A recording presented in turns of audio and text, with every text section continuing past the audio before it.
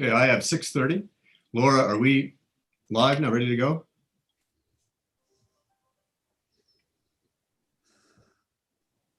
We are live and ready to go. It looks like several Denver First Church people will be filtering in as we get started. Okay.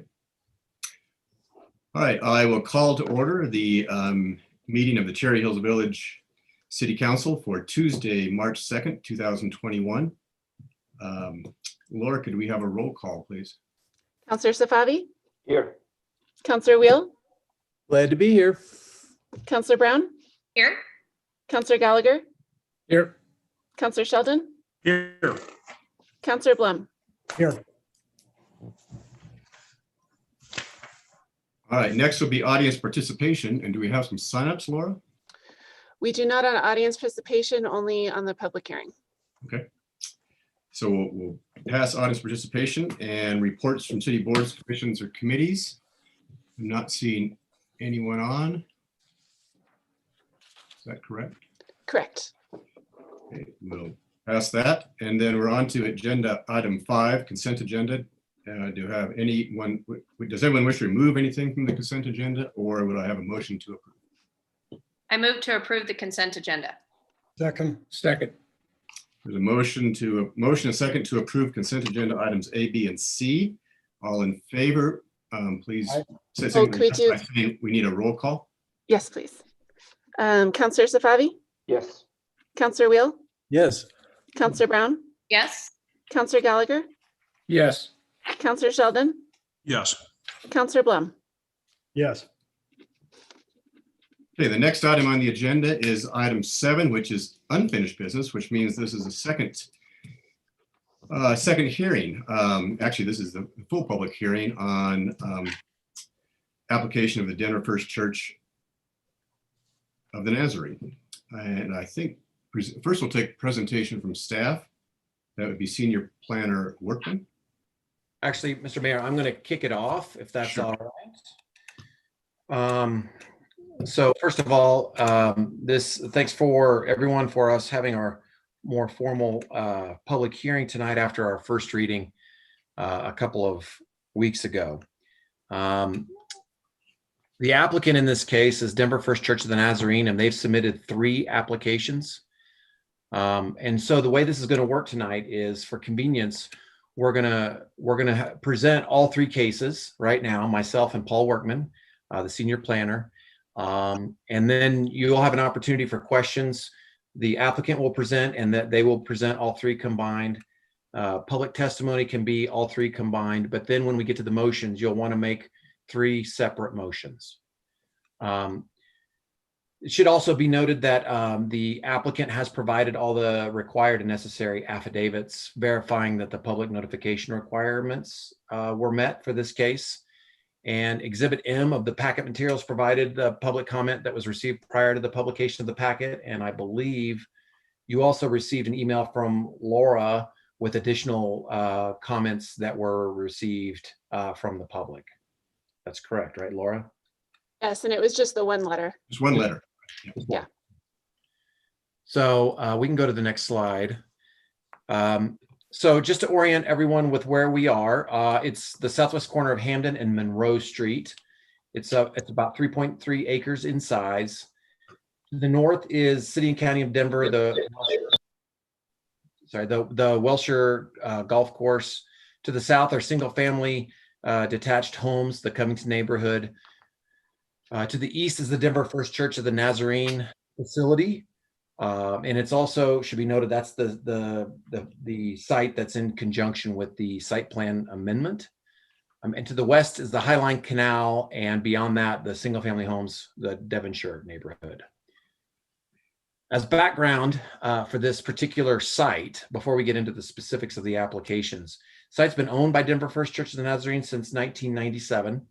At that time, this particular individual site was undeveloped, but had been previously used as a single lot developed with one single family home. Through the late 90s and into the 2000s, it remained undeveloped, and it was included, the subject property specifically was included in the subdivision plat that created the residential lots to the south as part of the Covington neighborhood. As a part of that plat, the subject property was divided into 5 residential lots. In the early 2000s, Denver First Church of the Nazarene submitted applications to expand the church facility, the main church facility, to the east. And that resulted in additional applications to construct the additional parking lot that's on there today. And it also then required, because the R1 zoning was required to allow parking to be constructed, it was consolidated into one lot. In 2013, the site was approved for a rezoning from R3A to one lot to R1. Again, that's the only zoning that allowed for parking, the only residential zoning that allowed for parking. And it also was granted an approval of an expanded use permit. That was the previous process that was used as that we now call a site plan in order to construct 264 parking spaces. Approval of that replat to consolidate the 5 lots into one was performed at that time. And it's remained in this state that it's been in since around 2013 or 2014. You can go to the next slide. So there are 3 applications, as I mentioned, before council tonight. And I'm just to make sure we're all clear and we don't get them confused with each other, I'm just gonna, on a high level, just review those. The first, and we're gonna do these in this specific order. The first is the site plan amendment. It's an amendment to the existing expanded use permit and the application is to remove the requirement to provide the 264 parking spaces on the subject property. And we'll get more into the details of this as we get along. The second application is to rezone the subject property from R1 to R4. And the last process is a preliminary plat. It's the second of 3 phases that an applicant has to go through to replat lots. And it's the application is to create 4 residential lots on the subject property. Now, it's important for council to keep in mind, each one of these 3 different processes has their own specific approval criteria.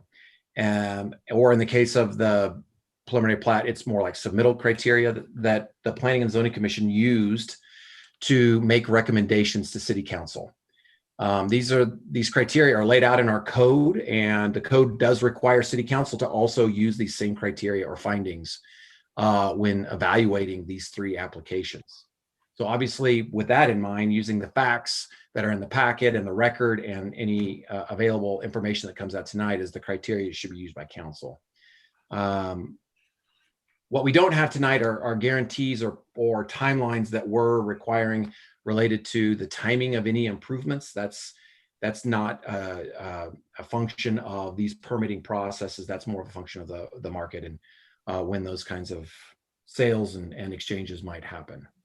So that's a high level overview. I'm going to now turn it over to Senior Planner Paul Workman to run through the analysis from the Planning and Zoning Commission for each of these 3 cases, and then it'll come back to me to wrap up the staff presentation. Great, thanks, City Manager Kramer. Good evening, Mr. Mayor and members of City Council. It's a real pleasure to be before you this evening to talk about these 3 applications. As Chris mentioned, there are 3 applications that will require 3 separate motions, but we are going to do one presentation. You'll see that the presentation is broken up into the 3 parts identified by each of these title slides, just for clarity, so council knows where one application starts and one application begins. And so each of these cover slides will be kind of the visual cue that we're switching gears to a different land use application. The first application submitted by Denver First Church of the Nazarene is a site plan amendment request. To quote from the applicant's narrative, this application seeks a reduction in the threshold number of parking spaces required to be maintained by the Denver First Church of the Nazarene pursuant to City Code Section 16-4-10. Denver First Church of the Nazarene's auditorium contains 2,805 seats. As such, the threshold number of parking spaces the applicant is required to maintain before any reduction permitted by Code Section 16-4-20 is 935 spaces. And that's taken through simple math of 2,805, which is again is the number of fixed seats, divided by the city's requirement of 1 parking space per 3 seats. Do that math and it comes out to 935 parking spaces.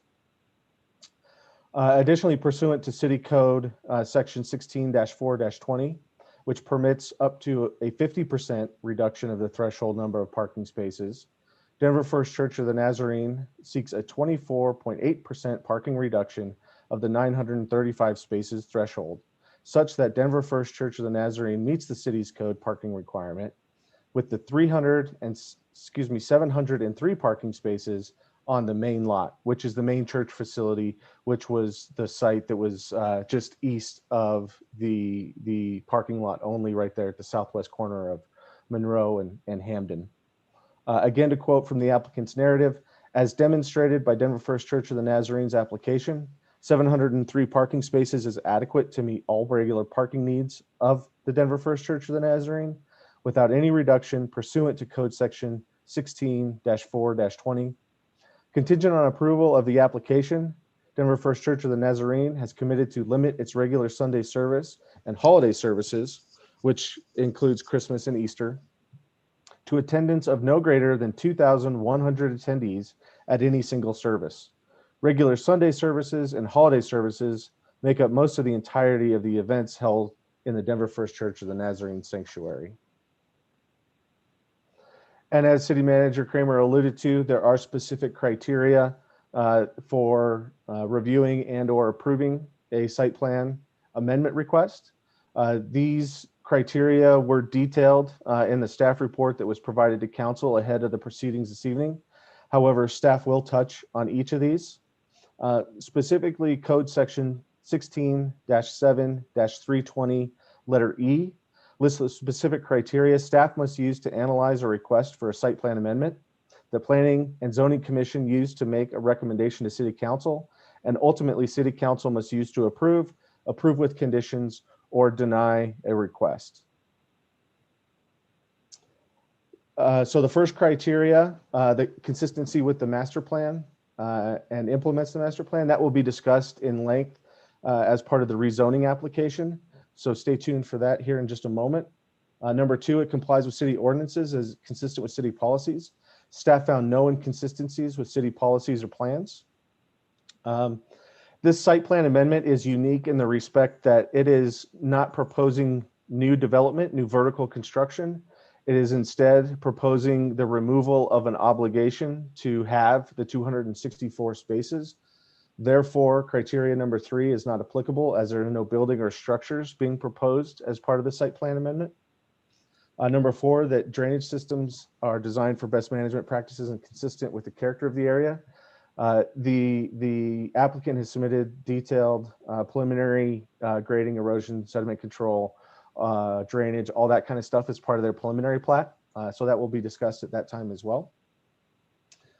Number 5, that it does not result in unreasonable traffic congestion or create traffic safety hazards and provisions provided to manage traffic related issues. In short, this proposal would reduce the number of parking spaces required by the applicant by voluntarily self-imposing a limit on the number of people allowed to attend the service. And this is certainly the focus of the request this evening, and understanding the importance of this parking analysis. There are subsequent slides after this one that get into some additional detail on this. And at 6, construction is timed and staged to minimize impacts.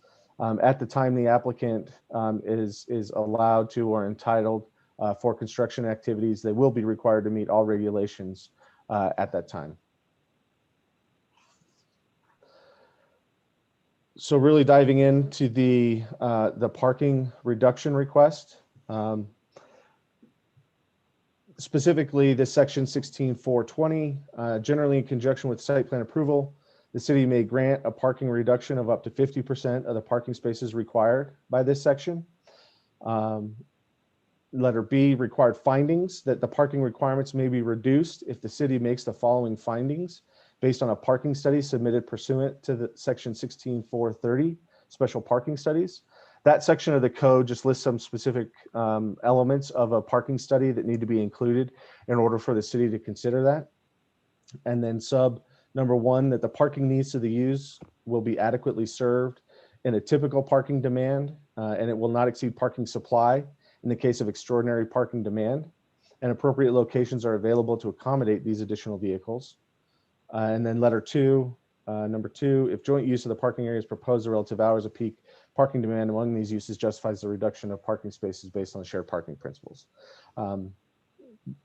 So again, going back to the previous couple slides there, the applicant's requesting a reduction from the 935 parking spaces required if the entirety of the auditorium were allowed to be seated. They're requesting that be reduced to 703 parking spaces, again with the self-imposed limitation of closing the balcony. The reduction from 935 parking spaces to 703 parking spaces is 24.8, which is less than the 50% that the code allows for. Additionally, the applicant has submitted a parking study, which was included in council's packet for this evening, that was stamped by a registered engineer here in the state of Colorado, stating that the applicant's proposal can accommodate typical parking demand and adequately address extraordinary circumstances, which is B1 on the slide here. The city's engineering consultant, Kimley Horn, has reviewed the document and concurs with the findings of that parking study. And as part of the satisfaction of these criteria, the applicant has proposed to enter into 2 legally binding contracts. The first contract is a site plan agreement, which is between the city and the applicant, that would, among other things, limit the number of seats available for typical services to the previously mentioned 2,100 seats. The second contract is a shared parking agreement between the applicant and Brave Church, which is a church in the general vicinity of Denver First Church of the Nazarene.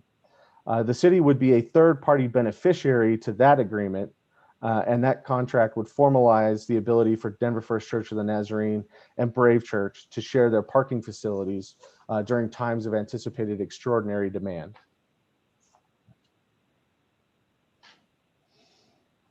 Again, additional parking analysis that staff used. The approval for a requested parking reduction requires a satisfaction of the 2 items previously mentioned. First, that in the typical scenario, the parking demand will not exceed the parking supply. And then the applicant has done that by agreeing to comply with the city's standards for parking, which is the 1 per 3, with only offering 2,100 seats being available for a place of assembly. And then the tables on this slide highlight, again, sort of visually what the applicant has proposed. The table on the left is showing what the city's parking requirement is for those places of assembly, which again is the 1 per 3 fixed seats. And then the table on the right is a visual of the 2 scenarios for parking the Denver First Church of the Nazarene, which again, with full capacity, 2,805 seats being available would be the 935 parking spaces. With their proposal to limit the number of seats that are available to 2,100, that would require just 700 parking spaces, which is less than the 703 parking spaces that are currently available on their main church facility. Based on this analysis, staff finds that with the self-imposed limitation on seating in the balcony, that the parking needs will be adequately served in a typical scenario.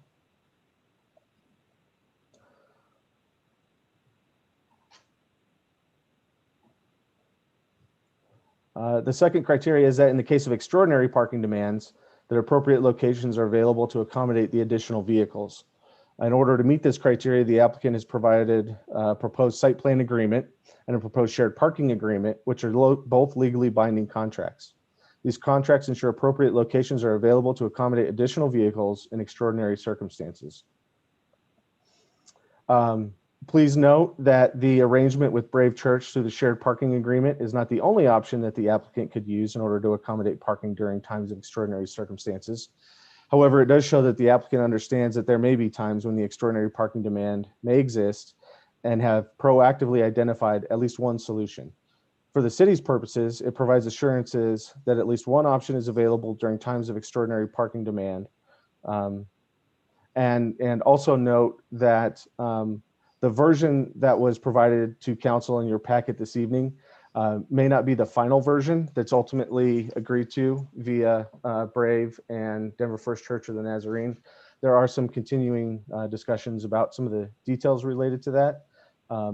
But please understand that staff is certainly monitoring that We'll continue to monitor that to ensure that the applicants, that the city's interests are shared within that agreement.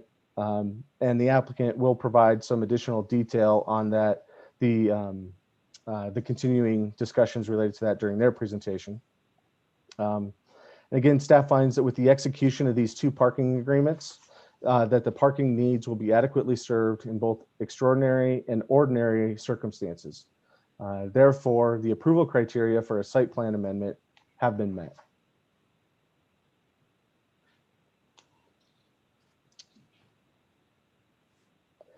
Specifically related to the parking study that was submitted by the applicant, it was prepared by Aldridge Transportation Consultants, LLC, most recently updated in October of 2020. It's been stamped by a professional engineer registered in the state of Colorado, and the study uses 2 metrics to establish its findings. The first is that the study uses 19 survey dates that occurred in 2019, which was before the COVID-19 pandemic, and it also included an Easter Sunday. And based on these survey dates, the study cites that peak usage over these dates ranged from 189 to 440 parking spaces being used. This is well below the 703 parking spaces that the applicant has indicated will be available on their main property. Secondly, the applicant cites the National Institute of Traffic Engineers, or ITE, which is a nationally recognized institute that establishes standards for calculating parking requirements. Based on the ITE standards for calculating parking requirements, the applicant would only be required to provide 617 parking spaces, which again is well below the 703 parking spaces that the applicant has indicated are available on their main property. This analysis, in combination with the information provided by the applicant regarding the attendance, the closing of the balcony, and the commitment to add services if the thresholds are met, allowed staff to concur with the findings of the study. And again, based on the analysis provided on these slides, the staff's analysis and planning commission concurred that the approval criteria for a site plan amendment have been met. So now transitioning to the application for the rezoning request. Everybody take a breath. The applicant seeks to rezone the subject property, which again is at the southwest corner of Monroe Street in Hamden. They're requesting to rezone this property from the current R1 2.5 acre residential zone district to the R4 half-acre residential zone district. The applicant is making this request in order to allow for the creation of 4 lots for residential development that exceed the half-acre minimum in size, which is again the minimum being the half-acre threshold. The rezoning analysis can be found in section 16-2-40, specifically letter B. These specific criteria are the criteria that staff must use to analyze a request for a rezoning, that planning commission used to make their recommendation to city council, and ultimately city council must use to approve with conditions, or deny the request. Again, the detailed analysis for the approval criteria were provided in staff's memo ahead of this meeting, but again, staff will touch on each one of these. And it is also important to note that the code does make a distinction that only one of these approval criteria must be found and not all of these approval criteria must be found. Just establishing compliance with one of these is the threshold provided by the code. The first 3, again, are not applicable. The zoning was not implemented in an obvious error. That 2 adjacent lots are located in different residential zone districts and are consolidated into a single lot. There's no consolidation proposed, and that a lot line adjustment is approved along a lot line that is also a zone district boundary line. Again, not the case. So those first 3 criteria are not applicable. The one that is applicable is the last one there, which is the proposed new zoning district will better facilitate and implement the city's master plan. And staff will jump into that here in the next few slides. But before we jump right into the analysis, it's important to understand what the master plan is and what it does. For those that may be unfamiliar, per Colorado law, every jurisdiction in the state is required to adopt a master plan, sometimes called a comprehensive plan. The master plan is a document that the city uses to help make decisions about a variety of things, anything from funding local capital improvements to making decisions on land use applications such as this evening.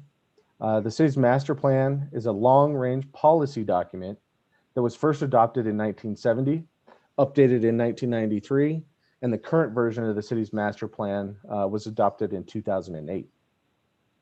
Generally, these plans have a series of goals, objectives, policies, implementation strategies that have been identified to achieve the intent of the master plan. They also often contain a future land use plan or plan map.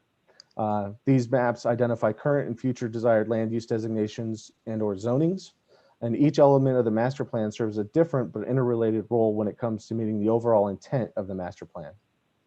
Based on the analysis, staff's assessment is that the requested rezoning will better facilitate the implementation of our master plan. Again, just to reiterate, property is at the southwest corner of Hamden and Monroe Street. Within the future land use map / development map, it is identified as institutional, which includes, per the master plan, governmental uses, religious uses, and educational uses. It is important to note that staff did do some pretty thorough research, and there's no evidence to suggest that there was any detailed land use analysis done to identify the subject property as institutional, that the future land use map, development map is likely, the designation on that map is likely a function of the church owning the property when the map was adopted back in 2008. And then there's a couple of quotes here that are bolded and emphasis added that are important in terms of analysis related to the master plan. But it's staff's analysis that rezoning the subject property from the R1 to the R4 district would not broadly change the desired character, again, emphasis added, of the area or the existing and predominant land uses, again, emphasis added, as directed by the master plan language provided on this slide. The character of the area will remain predominantly as they exist today, which is a mixture of single-family residential homes and institutional uses with their accessory parking lots.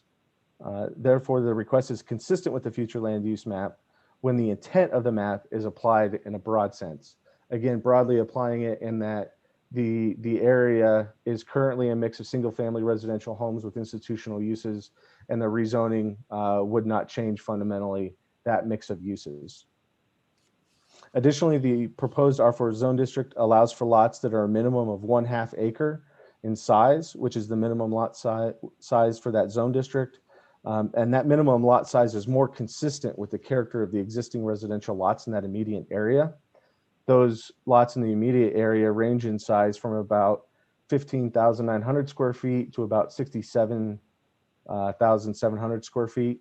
Just for reference, an acre is 43,560 feet. And so that kind of tells you that those existing lots are anywhere from about 1/4 acre to about 1.25 acres. So just as reference for everybody. The current R1 zone district, which again is what the property is zoned today, requires a minimum lot size of 108,900 square feet or 2.5 acres, which is significantly larger than most of the other existing lots in that area. Transitioning from analysis of the map to analysis of the goals found in the master plan. Staff has found consistency with 2 goals specifically. On page 4 of the master plan, it's staff's analysis that the applicant is proposing to create lots that are consistent with the character of the existing residential lots related to their lot size. The applicant is proposing to achieve this consistency by using an existing and adopted zone district allowed by city code. Again, changing the zoning of the property from R1 to R4 would not broadly change the desired character of the area or the existing and predominant land uses. The character of the area and predominant land uses would remain as they are today.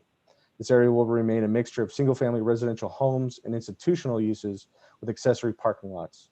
Furthermore, the proposed rezoning maintains and is an extension of the existing land uses of the area, which are single-family homes on similar sized lots. The second one would be on page 6 of the master plan, which it's It's staff's analysis that the applicant's property rights will not be violated by rezoning of the subject property, whether the rezoning and ultimate development of the subject property for residential purposes is consistent with the master plan. The sale and or development of the proposed lots would likely allow the applicant to address potential financial concerns and manage its church facility as associated operations. Additionally, through the limited lens of the rezoning request, the change from an R1 designation to an R4 zoning designation has minimal impacts to the adjacent property and the overall context of the neighborhood. Based on the analysis provided in these couple slides and the detailed analysis provided in council's packet for this evening, its staff's analysis and planning commission concurred that the approval criteria for a rezoning have been met.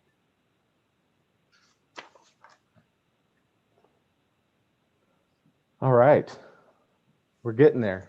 The third application this evening, again, is for the preliminary plat.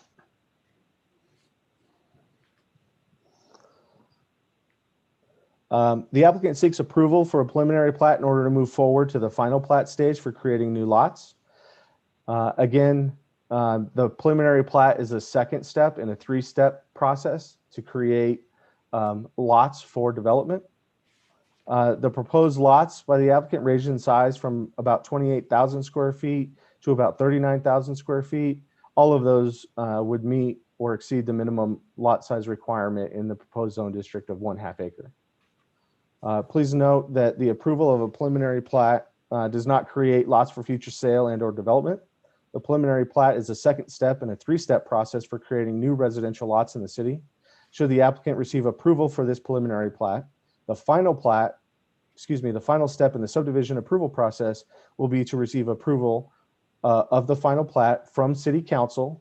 No hearing before Planning and Zoning Commission is required for a final plat, but it is required to be approved by this body, by City Council. Condition on the approval of the applications, the applicant would also dedicate to the city in fee simple via the final plat the trail corridor on the subject property situated along Hamden and lying north of the proposed lots, as the city currently only holds an easement on that property. That's the property that's currently under construction with the Highline Trail connection under Hamden from Denver here into the village. And note that only after approval of the final plat and the subsequent recording of the documents would lots be created for sale and or development. As was alluded to by City Manager Kramer, the preliminary plat, because it is not a final approval or final entitlement, there are not approval criteria for a preliminary plat. However, there are submittal requirements for a final plat, or excuse me, for a preliminary plat. The details of that, again, have been included in council's packet for this evening. However, staff will walk through each of these briefly. The first submittal criteria is that they have to submit their preliminary plat, which check the box, they've done that. The second is that the subdivider shall furnish a letter addressing land dedication. It's been determined that the dedication of the 50-foot buffer at the north end of the property was determined to meet the dedication requirements. Letter C, that the subdivider shall furnish evidence of a preliminary nature that essential utilities will be provided. The preliminary plat application was sent to all relevant utilities and all responded with either no comment or advisory comments that will be addressed during the final plat review and processing. Letter D, that the subdivider shall submit a summary or outline related to the improvements.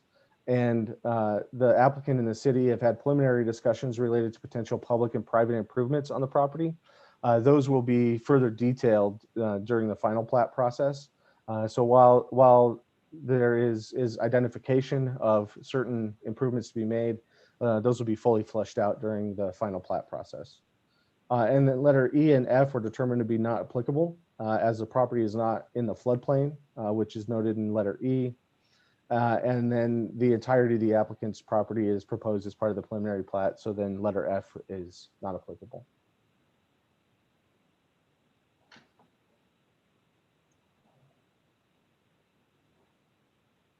Uh-oh.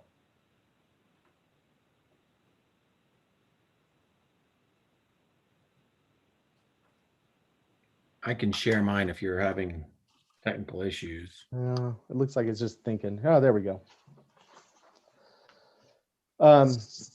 So as part of the preliminary plat analysis, as was referenced a few slides ago, the applicant has submitted a preliminary drainage plan for the subject property that was reviewed by the city and the city's consultant, Kimley Horn, on our behalf. However, the drainage is key to the future of the subject property.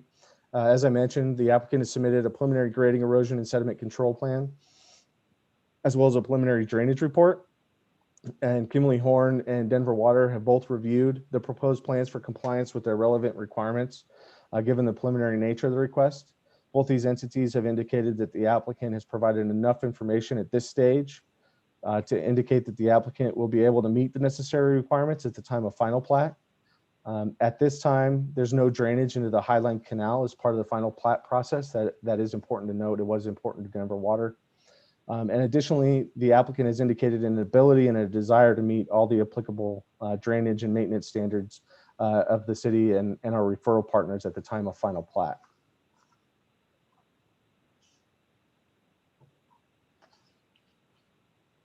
And then this slide just again gives a little more context as to the subject property and the relation of the existing residential lots in the immediate area. Again, the proposed lots for this plat range in size from 28,000 square feet to about 39,000 square feet. That does meet the minimum lot size requirements for the proposed zone district. And again, those lot sizes would create additional consistency with the existing residential character of the area. Based on the analysis shown in the packet for council this evening and on these subsequent slides, staff determined and planning commission agreed that the applicant has met the submittal requirements for a preliminary plat.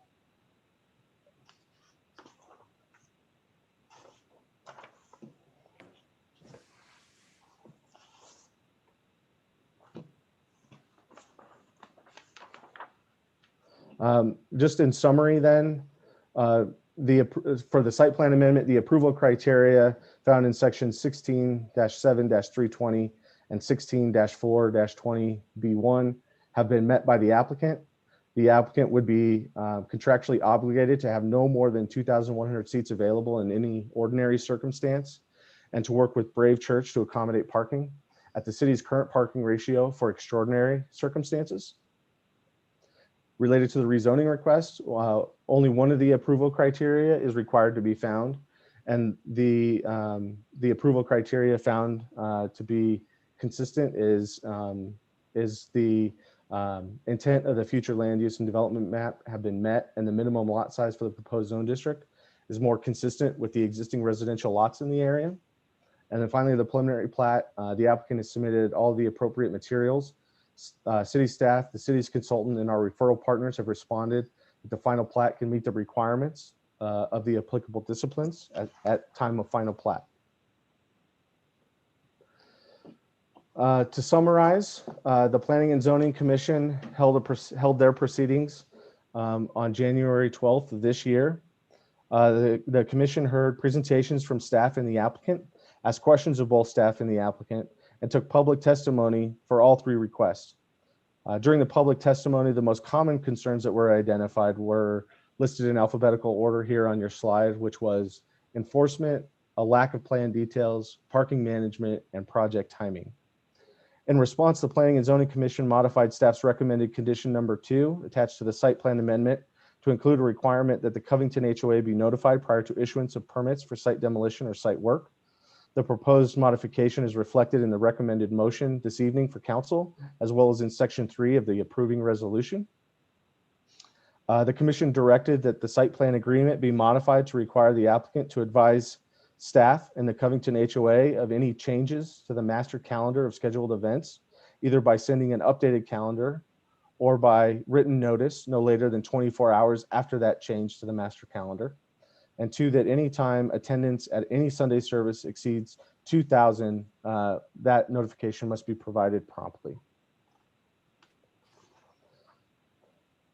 The site plan amendment through the site plan agreement has been updated to reflect this direction, including by requiring the prompt provision of notice as to any service attendance above 2,000 and notice within 24 hours of any change to the master calendar of scheduled special events. In order to clarify the response to the enforcement questions, no further changes or conditions were directed. However, the city is authorized to enforce the site plan agreement pursuant to Chapter 16 of our municipal code, as referenced in Section 5.5 of that agreement. Specifically, Chapter 16, Article 8, provides numerous methods of enforcement for violations of development agreements or conditions of approval, including municipal court proceedings. The city may also invoke the provisions of Chapter 16, Article 8 to enforce the shared parking agreement. In addition, the city is a third-party beneficiary to the shared parking agreement as set forth in Section D.6 of that agreement with attendant rights of enforcement. So with that, I will turn it back over to City Manager Kramer. Thank you all for your time this evening, and I look forward to any questions you all may have. Thank you, Paul. I know this is a lot of information, but there are 3 separate applications and there's a lot of criteria and data that we've had to analyze. And I think it's important for us to set the table for this. As I mentioned, we're going to have questions and answers on all 3 cases, and then we'll have the applicants present on all 3 cases. And then when we get to the motions, though, I'm going to right now just go through an overview when you do get to the motions, what the recommended motions are based on planning and zoning recommendations. So the first one is the site plan amendment. I'm not going to read this to you, but you can see the recommended language of the motion and the 2 conditions that Paul talked about. The shared parking agreement to be executed within 90 days, and then the added one from Planning and Zoning Commission about the requirement of notification prior to any work for demolition. The next process related to the rezoning is just the recommended motion. There's no additional conditions to that one, but the last one, the preliminary plat, does have 2 conditions as well. And it just basically clarifies that at the time of final plat, Paul mentioned this already, but at the time of final plat, all final drainage reports and plans must be submitted and approved prior to that going back to City Council. And just for Council's benefit, the 3rd phase does not go to P&Z, it only goes to City Council. And so then there's also the code required subdivision improvement agreement that will be attached to that final plat. So at this point, staff is going to be available for questions. Just so council's aware, staff has a team tonight for you. In addition to Paul and myself, obviously City Attorney Guckenberger is available, as well as her associate, Randall Sampson, who's been really helping out on this case.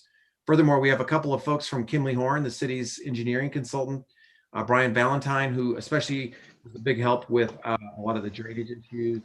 And then Jeremiah Simpson, who is a parking specialist, an engineer, a parking specialist for Kimley Horn. The parking was such a critical factor in this whole process, not only the last few months, but previous to this. And Jeremiah's been a great help. So we may ask on these folks to help us answer your questions, depending on what they are. So at this point, staff is available for any questions council may have. All right, thank you, City Manager Kramer. I think we'll start as we usually do, and Councilor Blum, you have the floor for any questions. Thank you, Mayor. Thank you, staff. I think you did an outstanding job of outlining this information. It took 2 days to read it, but a couple of questions for you. And I do have a number of questions for both the applicant and the representatives of Covington. The first question is, if this agreement with Brave Church is not done within 90 days, what happens to our approval? Well, Kathy could correct me, but at that point, they are in violation of a condition of approval. And so therefore, I think we would even have the flexibility to bring them back to City Council. So would that be rescinded at that time? Maybe Kathy, you can answer what happens if they failed to meet that condition. I couldn't go forward without it coming back to City Council. I would agree with Mr. Kramer. Okay. Next question relates to really the enforcement. Does the city feel able to fully enforce this agreement, knowing that it's a self-closing of the balcony? And I do need to disclose at this time that I toured the church well over a year ago prior to this application. And the fact that I did that will not affect my ability to make an impartial decision tonight. So I just want to disclose that. But the question is on the enforcement. How do you see the enforcement of this happening? For example, if they have a large event, are they going to open the balcony? Do we allow them to open up the balcony at that time? And what does it mean by closing of the balcony? I will let Paul and Kathy or Randall, if you guys want to jump in as well, but I'll let Paul handle that question. Sure, and I think that there's two questions there. One is the self-imposed limit of the 2,100 seats is intended for Sunday services and traditional operations. The events where there would be more than the 2,100 is the reason for the site plan agreement and the shared parking agreement with Brave Church, so that they can accommodate those additional cars. So the first answer to your question is that the provisions for those extraordinary parking circumstances are covered by the shared parking agreement and the site plan agreement, those two contractually binding obligations. Again, I do want to highlight that the agreement with Brave is certainly an option, and certainly a good option, but it is not the only option that may be available to Denver First. They may choose to park folks further away and provide shuttle buses or things of that nature. But the agreement with Brave does provide that. The answer to the second half of the question is, first off, that the city doesn't assume that any actor, whether it's a church or anyone else, is a bad actor in our community, right? We're all neighbors, we're all valued members of the community. And so the church has volunteered to close the balcony. It's my understanding that it's currently closed to partitioners. And the city has the enforcement mechanisms, as mentioned, through Chapter 16, Article 8, for general enforcement of land use approvals and agreements. But the city also has remedies through contractual. Kathy, I'm butchering the legal part of this, so help me. But the city also has remedies through legal means if there's a violation of the contract for that. And so there are provisions in there that they have to do that. If they're not, the city is prepared to enforce, just like we would with any other property owner that would be in violation of a land use application or conditions of approval. Kathy, I don't know if there's anything you want to add to that. Well, there's a specific enforcement provision in the in the site plan agreement that does require the city to notify the church in writing, providing details of events of noncompliance. And then there's a process for that, but it also references Chapter 16, as Mr. Workman said. And Chapter 16 also has a notice process and a complaint-driven basis for a process. And then cites numerous avenues for enforcement, which can include court proceedings, as Mr. Workman referenced in his presentation, which can include citation into municipal court. So there's a lot of avenues. Certainly it requires some information to start that off, but once that information is received, there's processes in place. Okay, thank you, both of you. I've got two other simple questions. It's my understanding that there currently is a wall at the south end of the proposed rezoning. Is that wall going to stay in effect, number one? And the second thing is, on the master plan, it showed about an acre park on the south side of Jefferson, south of the church. And what is the status of those two items? So I can speak a little bit to the wall. It's my understanding in conversations with the applicant that the applicant is in discussions with the Covington neighborhood to the south to keep that wall. But I will leave the details of that discussion to the applicant as they've been living the dream, if you will, in those discussions. And then, I'm sorry, I didn't hear all of the second one. There's a park where? There's an acre park showed up on the master plan on the south side of Jefferson. What's the status of that ground? If you pull up the master plan, it showed a green, looks like about an acre park on the south side of Jefferson. Is that part of the dedication when Covington was subdivided? Yes, Mayor Pro Tem, it's an open space parcel that was dedicated via the Covington plat back when it was platted back in the late 90s. So it's not necessarily a park, it's more of an open space. Is that owned by the HOA or by the city? It's my understanding it's owned by the HOA. Okay. I appreciate your answers. I do have a number of questions for the applicant, and I'll wait for those to come up, but thank you Great. for your presentation. Thank you for your questions. Thank you, Councilor Blum. Councilor Sheldon, you have the floor. Thank you, Mayor. Staff, great job. Applicant, great job. Steve Ferris, Melissa, you guys, great job on all this. It's a lot. It's a lot. Al was right. It took me a while to get through this packet as well. So thanks for the work you all put into this. I don't know if Al disclosing that he went out on site, met with the applicant prior to an application being formal is needed. But if that is the case, I should disclose it as well, that I went out and met on site with members of Denver First and their legal counsel and Steve Ferris one day as well. So I don't know if that was necessary, but I want to get that out there. A couple of questions, and I don't know if these are, I know some of these are definitely staff related. Some of these are going to go maybe to the applicant, but this is Cherry Hills Sanitation District. Is that correct?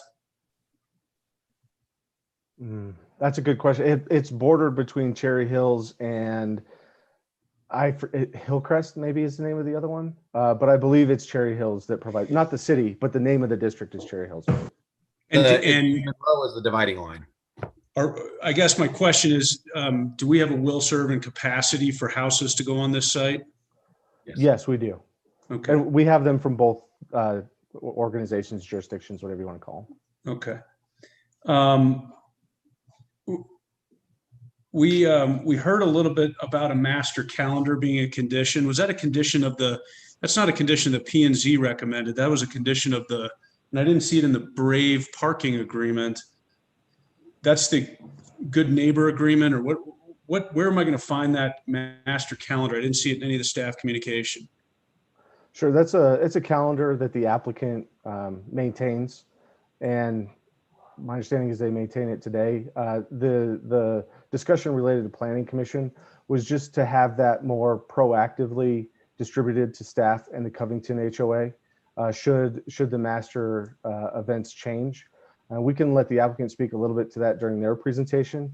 But I think the larger question is Planning Commission wanted there to be a little more proactive sharing of that calendar should it change, so that there's not a constant monitoring by staff and or Covington. Okay, and that's fine. And if I guess. sorry, I just want to chime in. The master calendar is integrated into the provisions of the site plan amendment agreement as well. But it wasn't in there as an exhibit, was it, Kathy? Not, oh, no, the actual calendar, no, but the requirement to maintain it, keep it current, Okay, all of that. that's fine. I was just curious if there was a master calendar that council could see. I'd be curious to see what the schedule for the completion of entitlements and then putting in infrastructure and then eventual houses. I'm sure myself, other council members, and certainly members of the community might be interested in seeing what that calendar looks like. So Mr. Sheldon, just as a point of clarification, that master calendar of events is events occurring at the church. So think of services or Not development. Yeah, Sorry. it's not a calendar of their development. It's events that they would have at their facility. That would trigger the need for the shared parking. Exactly. Sorry, I got two Exactly. issues confused. My bad. Nope, you're Steve fine. Ferris is looking at me going, this guy doesn't read his packet. Okay. No, it's obvious you did read the packet, and there's a lot of information to get through. So Yeah. it's Okay. I can certainly understand how that would get confusing. And you may want to punt this, Paul, to the applicant, but I'm curious, whenever I see a small subdivision of houses like this go into anywhere, it begs the question about HOA and whether it's going to be part of a bigger HOA. Did I miss that somewhere in the packet? Is this going to get annexed into the Covington HOA? In the packet, there's mention in there that that the lots would either become a part of the Covington HOA, or there would be a separate HOA established. In recent conversations with the applicant has indicated that the Covington HOA has a desire to include these lots within their HOA. And so at this time, it's staff's understanding that that would be the route that would be pursued, would be to include them in the existing Covington HOA. Okay, that's fine. I will make some further comments, I guess, once we close the public hearing portion of it.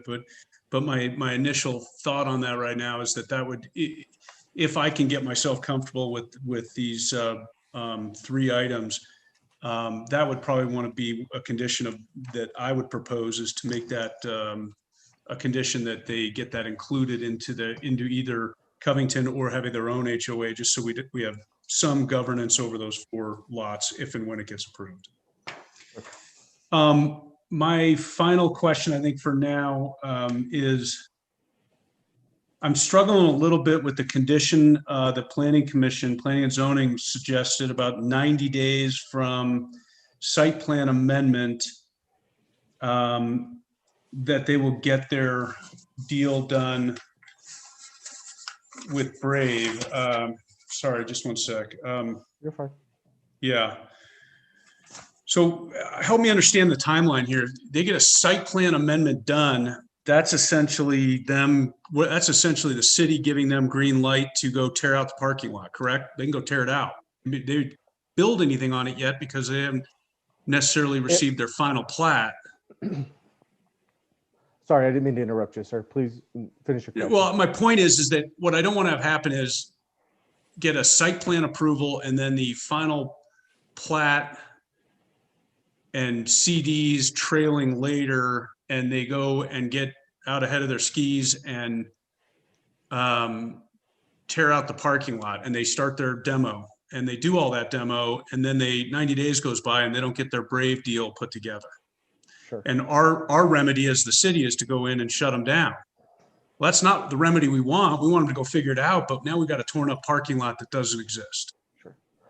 So let me clarify that the site plan will not be quote unquote perfected or approved until that agreement with Brave Church is executed.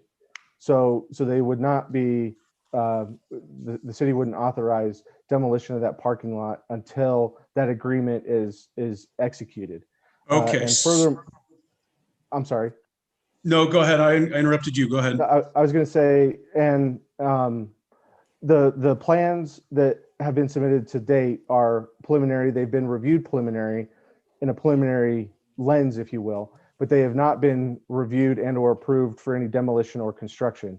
So the request for the site plan is simply to remove the obligation to have those parking spaces. It is not for a green light to go in and demo the existing parking lot. They would still need to go through some version of an approval process, through a review process, through the city, our consultant, Kimley Horn, Denver Water, potentially utilities if they're involved, right? That kind of stuff. So none of that would occur until the site plan is quote unquote formally approved / perfected through the execution of the agreement with Brave.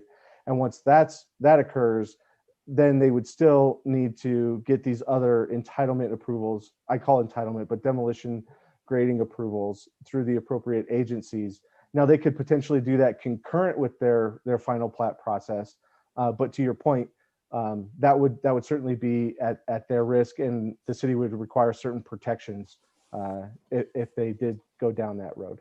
Like surety that they would repair it or return it to condition if they couldn't get it figured out. But I don't want to go down that road either. But sure. I think the one thing I might suggest then, if we're going to move this forward and get to a motion to approve this, is that number 1 on the recommended motion for site plan amendment should probably say the shared parking agreement with Brave Church must be executed within 90 days. Subject the approval of the site plan, subject to the approval of the site plan, subject to the deal with Brave getting hammered out, their site plans approved. Does that make sense? Yes, it does. And certainly if that is the language that gives council the most comfort, certainly that can happen. I would just offer that procedurally it's a little redundant, just in the fact that, again, the site plan won't be technically approved or perfected or executed until that agreement gets done. But if council's most comfortable with having language that clarifies that, certainly that's your prerogative. It just procedurally is a little redundant. Paul, I'm not trying to split hairs with you, but the way it reads right now is that the agreement, the parking agreement with Brave must be executed within 90 days of approval of the site plan amendment. So that you approve the site plan amendment and they have 90 days to go get the Brave deal done. I'm just saying it should be, the site plan approval should be approved subject to getting that done. I don't know if that makes sense to anyone, if I'm making sense to anybody, but okay. The attorney's going to jump in. This is a condition. They can impose this in terms of a condition, Kathy, so that's what it has to occur before. That's what I was getting ready to say. And it's really approval by city council, not full and final approval is how that is written. And by imposing a condition, it basically means until that condition is fulfilled, the approval is ineffective.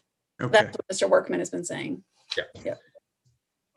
Okay, got it. Okay, well, I think I understand that then. I think that's my questions for staff at this time. Thanks. Thank you, Councilor Sheldon. All right, Councilor Gallagher, you have the floor.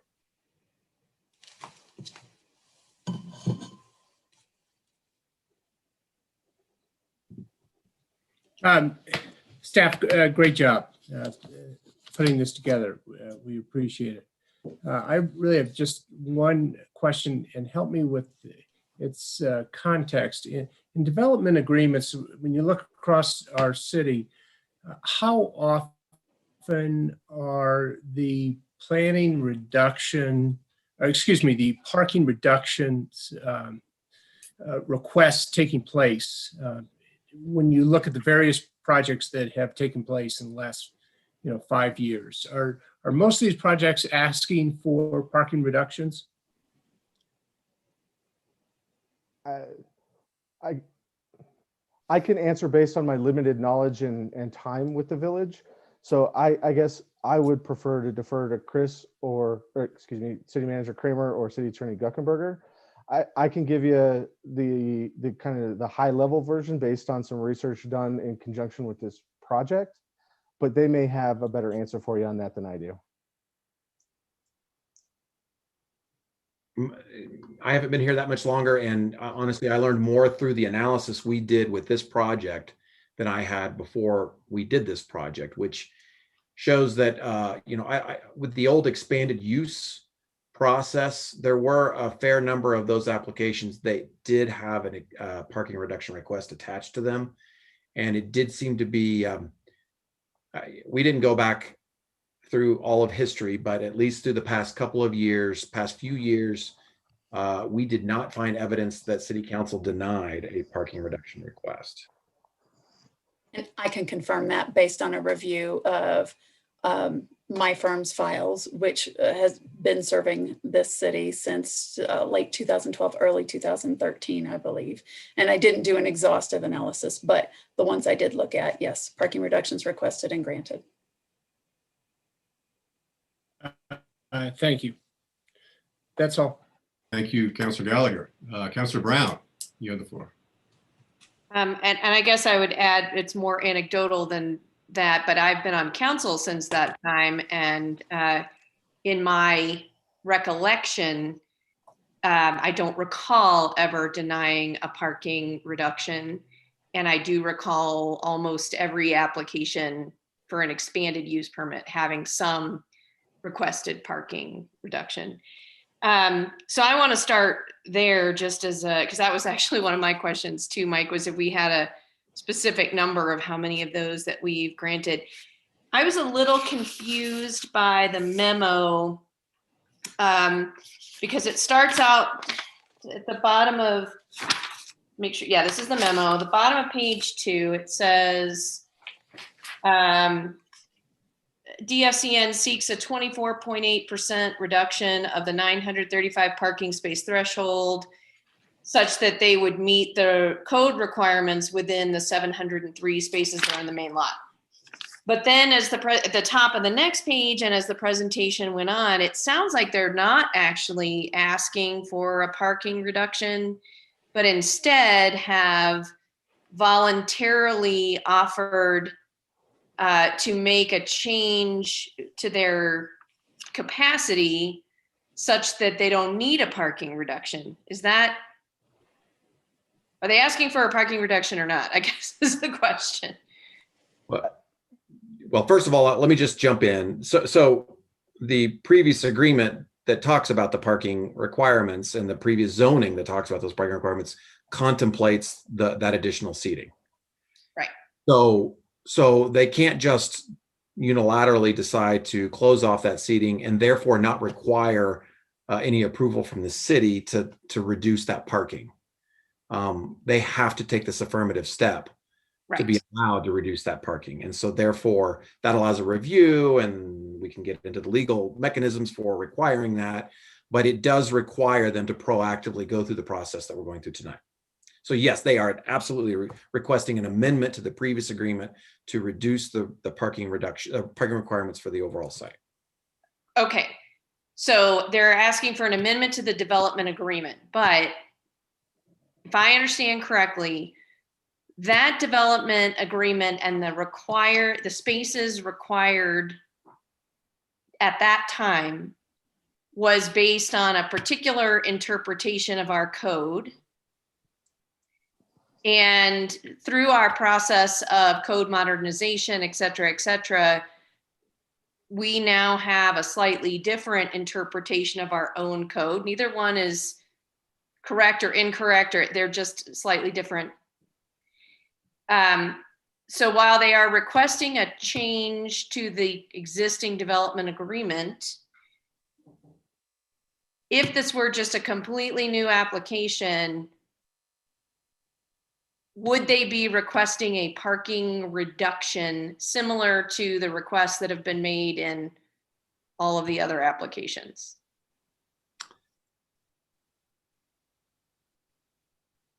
Well, if it was a brand new application and they didn't intend to have a balcony seating, then they would just simply have the 700 parking space requirement and they would not need a parking reduction request.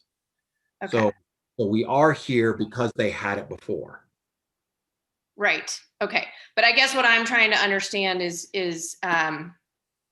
so in theory, okay, I think that answers my question. You know, there's two ways to skin this cat. You can either have 2,800 seats and ask for a parking reduction based on the current interpretation of the parking spaces required by the code, or you can reduce your capacity and not require a parking reduction. Is that correct? I would only add a small caveat in the fact that the seats in the balcony are not being physically removed as seats in the balcony, right? So the seats will remain there. So at some point in the future, if they wanted to reopen that, then they would have to come back to the city, back through council to do that parking requirement. What they're saying is, look, we have 2,800 seats and change. We are voluntarily closing this in order to justify our requested parking reduction. Does that make sense? Yes, okay. But they could have, I guess, my point is they could have said, we have 2,800 seats. According to your calculation, we need this many. We're asking for a 25% reduction. Yes, they could have, but the code requires justification for them to do that, that we would then have to verify meets the intent and the standards of the code. They've chosen to do that by the self-imposition of limiting the number of seats. They could do that in a variety of other ways as well. Okay. Based on the code. That's what I wanted to be, I wanted to understand that. In terms of the shared parking agreement, what happens if Brave Church changes hands?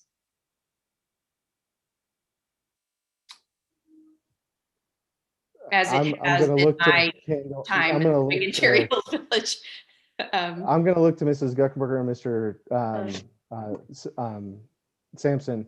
My understanding is that agreement runs with the land, not with the owner. And I'll defer to Mr. Sampson as well, as he was the draftsman.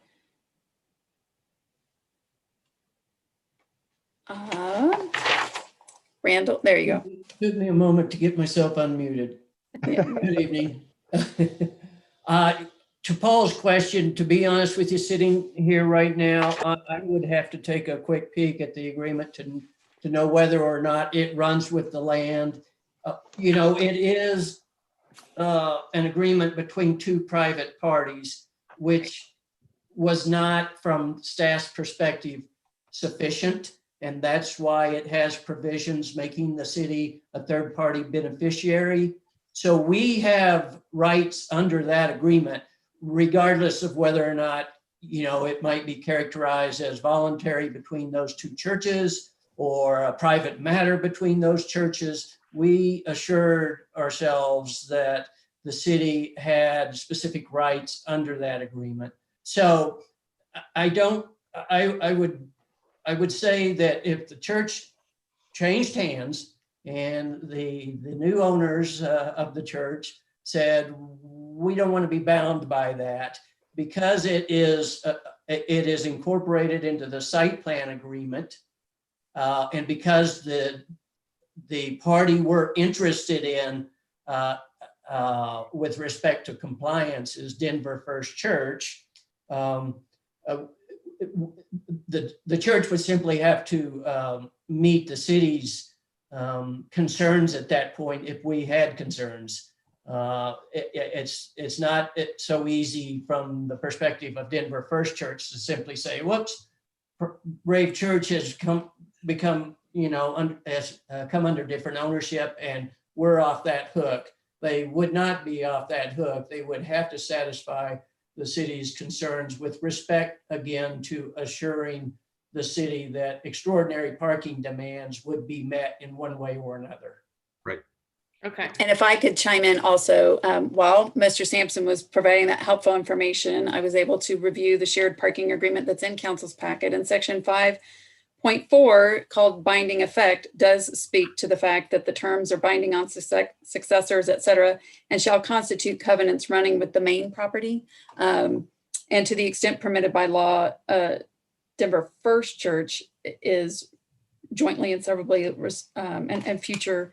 So that applies to the church, that it is binding on Denver First Church, as Mr. Sampson said. But the first part speaks to it being a Kathy, where are you looking? 5.4 of the shared parking agreement. Oh, wait, no, of the site plan agreement. Site plan agreement. Thank you. Okay. I was like, I don't see a 5.4. Too many SPAs in Yeah, this got it. application. Okay. Yeah. And But You know- Brave isn't subject to this. to Mr. Sampson's point, you know, you mentioned that the First Church is the area of concern. Actually, in fact, it's both of the churches. This is a mutual shared parking agreement, right? And I think we have as much concern about any one group's parking needs with those three churches sort of clustered right there. Perhaps That church has changed hands in the last 15 years. So I think it's, conceivable that something like that could happen. And once those lots are gone and have been developed, the options for satisfying that requirement may become very few. So that's just an area of concern. One other question I had kind of along those same lines, too many pieces of paper, let me get back to my notes. In the past, because this is my district and my neck of the woods,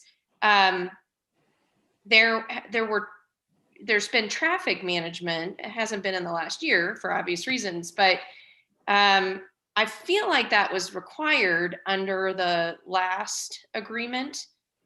And I don't see it anywhere in here that they have people managing the traffic. While I know parking is obviously a very big concern for the immediate neighbors, a broader impact that I think is felt, by a wider number of Cherry Hills Village residents is the traffic that's created when all three of those churches get out at the exact same time on Sunday, or even within 15 or 20 minutes of each other. Was traffic management a requirement in the previous agreement, and is it in here somewhere and I'm just missing it? Or as I think we have actually kind of made a concerted effort to move away from having our officers acting in that capacity, but what's up with traffic management, I guess, is the question.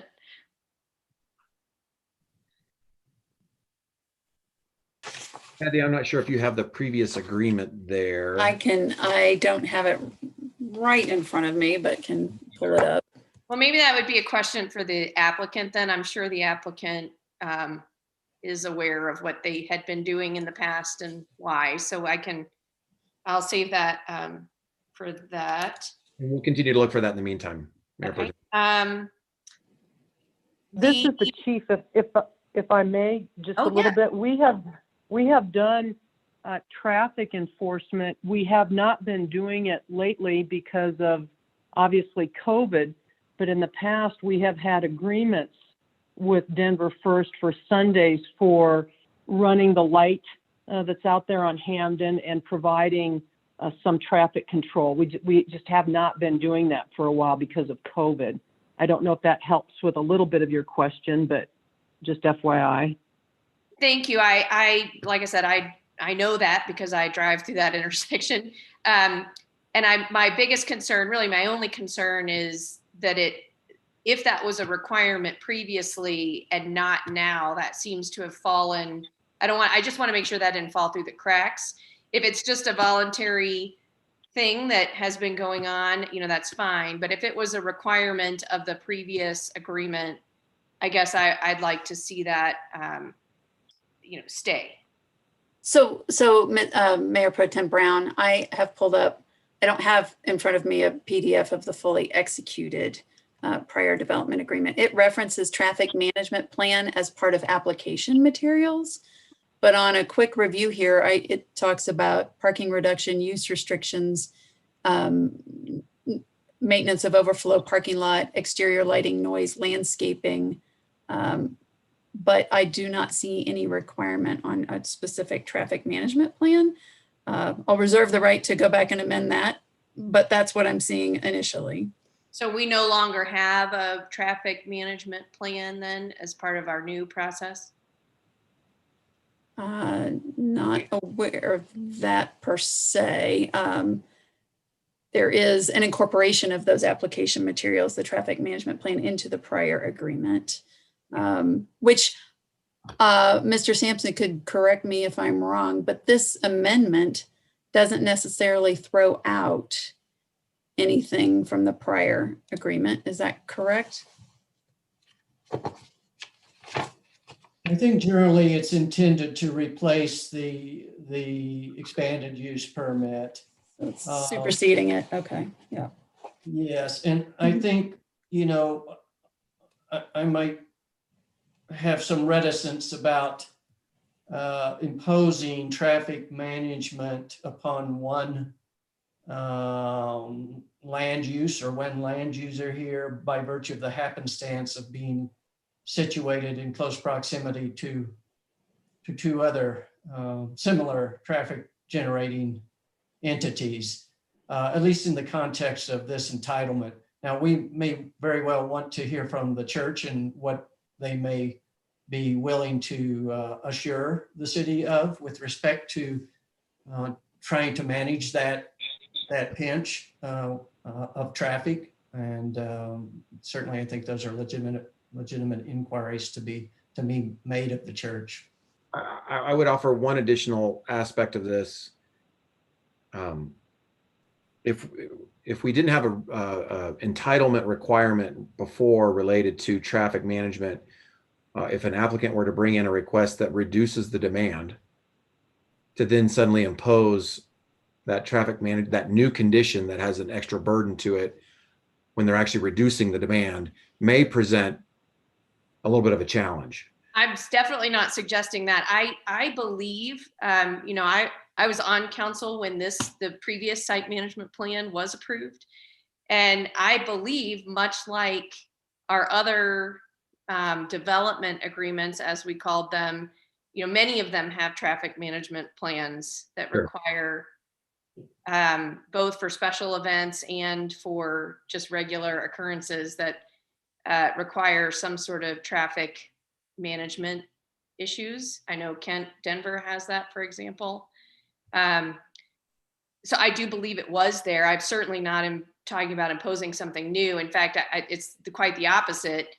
My concern is that it was there and it's not anymore. Right. I get it. Okay. And Katie, If it was never there, then no worries. Katie, just to be certain, you're talking about expanded use, old expanded use permits, not development agreements? But there was a development agreement as part of the expanded use permit. Yeah. So yes, I'm talking about both of them. Okay. Whatever that agreement was that was part of the expanded use permit, that I believe required that there be a traffic management plan, and it required that, they have people out directing traffic on Sundays when everybody is letting out at the same time, which, again, a question that I can bring up with the applicant. I suspect that it's as beneficial to their own constituents as it is to everybody else, because nobody would go anywhere on Colorado Boulevard without a little assistance on a Sunday. So we can, that's a kind of an outstanding issue. Moving on then to the rezoning. I just want to make sure that I'm clear. It was, when it was last rezoned in 2013, right? The lots were 3A. Then they were consolidated into R1 in order to place additional parking and to meet the parking requirements at the time. And now, I can see an argument for if the parking is not required, for putting it back, but we're not being asked to restore the zoning to what it was prior. We're being asked to restore it to R4. And so I just want to be clear, if somebody could outline for me what the key differences are between 3A and 4. Sure, I can take a crack at that one. So you are correct. Pre-1997, the property was zoned R1.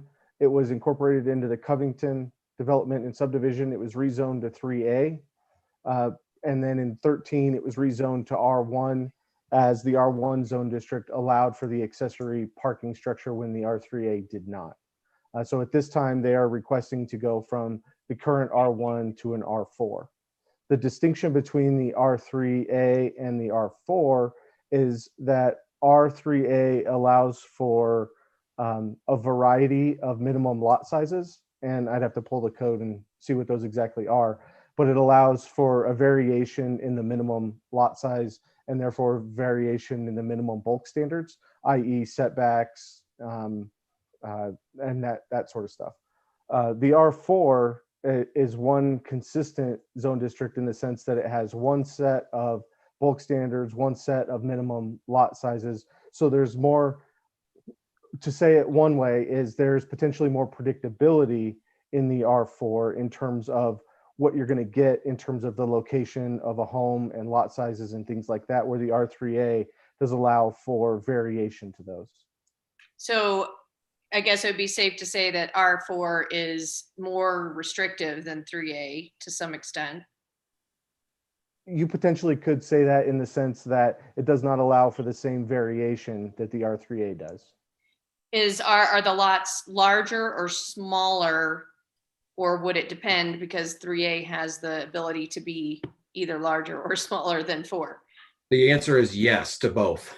You can go over 2.5 acres with the R3A, and you can go all the way down to 16,000 square feet with R3A, which is Okay. less than the R4.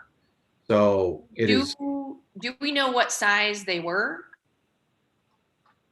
Are they bigger or smaller now than they were in 2013? bigger Oh, almighty. because there were 5. Okay. Yes. 5 to 4. Okay.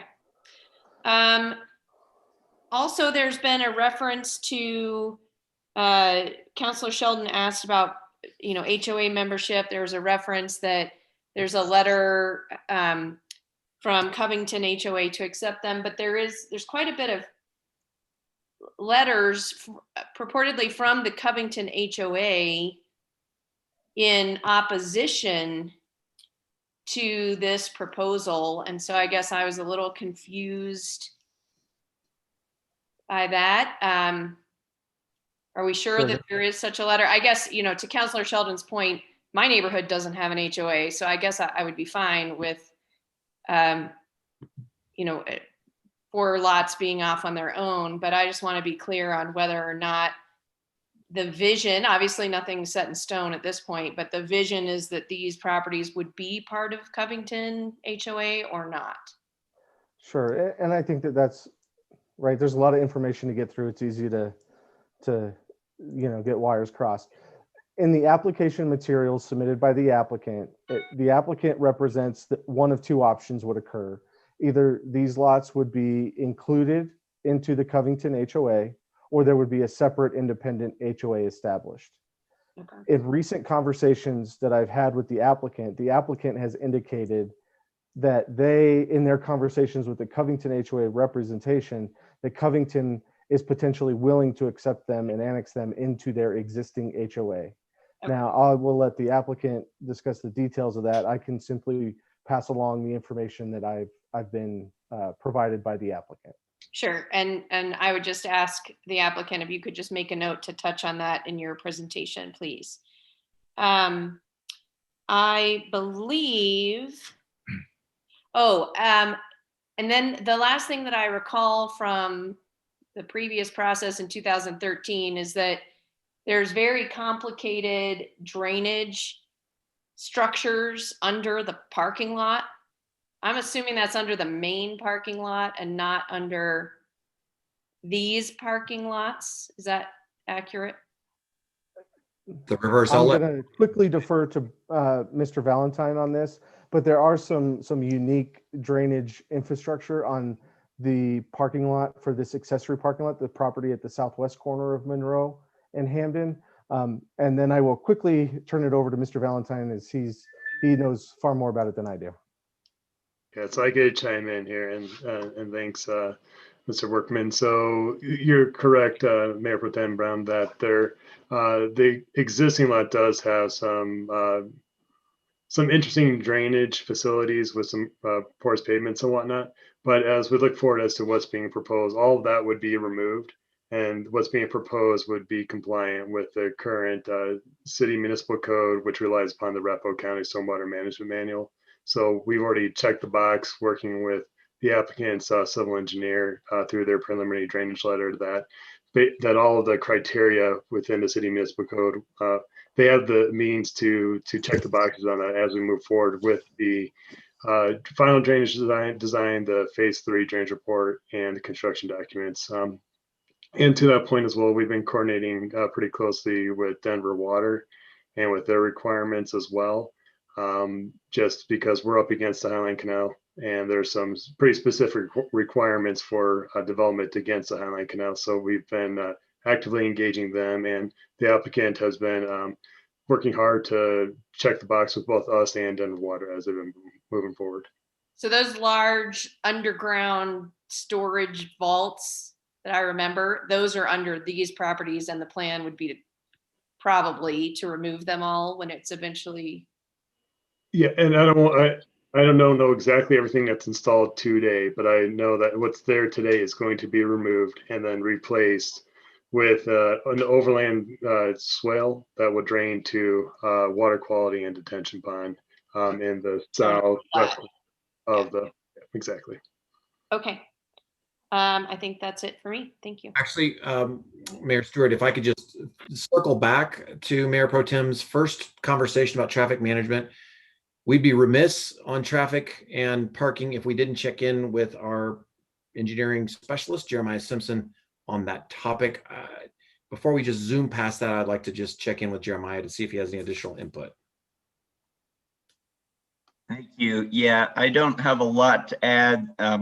Section 3.2 of the the site plan agreement does state that voluntary management is encouraged, including traffic officers for special events. That does not appear to be binding. I will also note that the parking study prepared by Aldridge Transportation Consultants also noted that the 3 churches currently have staggered start times to their services. So again, that is not binding by any of the agreements as far as my understanding, but it certainly would help if that continues in the future to mitigate traffic. So thank you. Yeah, thank you. All right, thank you. Councillor Wheel. Thank you, Mr. Mayor. First of all, along the lines of Al and others, I should disclose that I did have a chance to go over, and it seems like it was well over a year ago, go over and visit with Denver First Church, just strictly education, background information. So I wanted to disclose that. And again, I would echo the prior comments about what thorough and good work has been done so far in the presentations that we've seen. And I look forward to what's yet to come this evening. I've read all the material and answered a lot of my own questions. And as is often the case, my astute colleagues have asked all the good questions. So I think I'm all set to turn it back to the mayor. Thank you, Councillor Wheel. Councillor Safavi, you have the floor. Thank you, Mayor. I guess I need to join the rest of the council to let everybody know. I also visited Denver First Church. That was my first time in there over a year ago, and I got to see, where the balcony is and where the parking lot is, and the size and the chairs. And so it was very educational for me to actually go in there. And so as I look at the material, it makes more sense. And the discussion we have had, it was good for me to see it. And so I just want to state that as well. And again, as most of the, I think, council mentioned, I want to echo this as well. Great job, both to the city staff as well as to the applicant for really walking us through, where we have been, sort of where we're headed. When I look at the overall, breaking those lots into 4 lots that are less than an acre and so on, it seems, again, very uniform with everything else that is already there. It's not sticking out as something just out of place. And I actually had a lot of my questions already answered through the questions and the correspondence you had with the other council members. So thank you, great job. And I look forward to hearing the rest of the presentation from the applicant. Back to you. Thank you, Councillor Safavi. I have one quick question. I was curious, how do the lot sizes of these proposed 4 lots in R4 compare with the lot sizes now in Covington?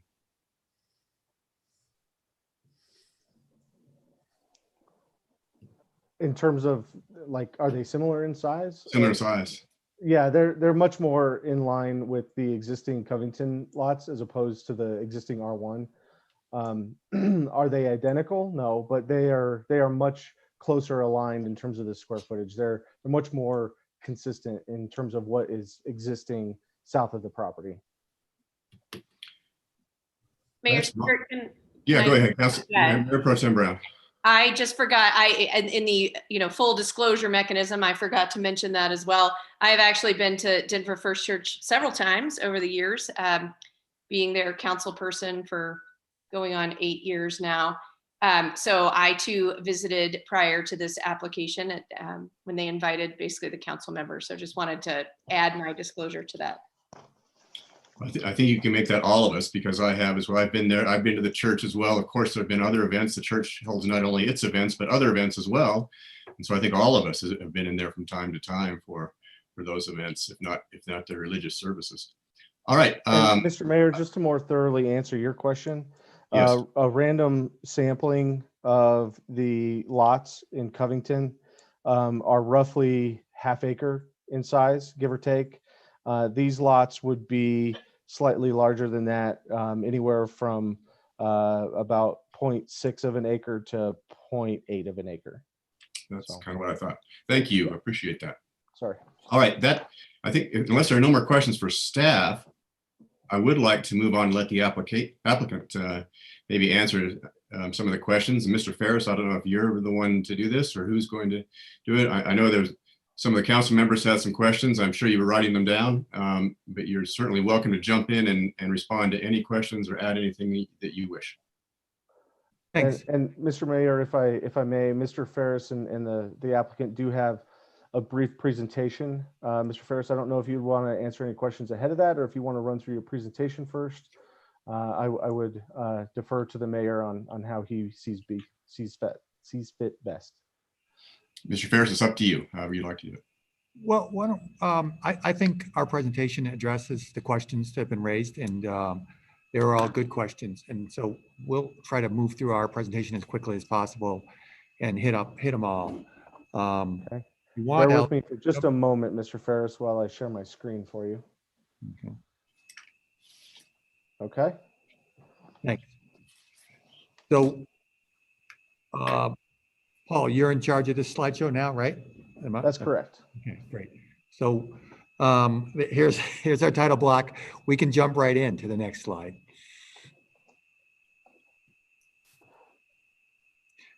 This is our team. I'll be speaking mostly, and I'll let our transportation planner speak to the traffic management and some of the studies that the study we completed.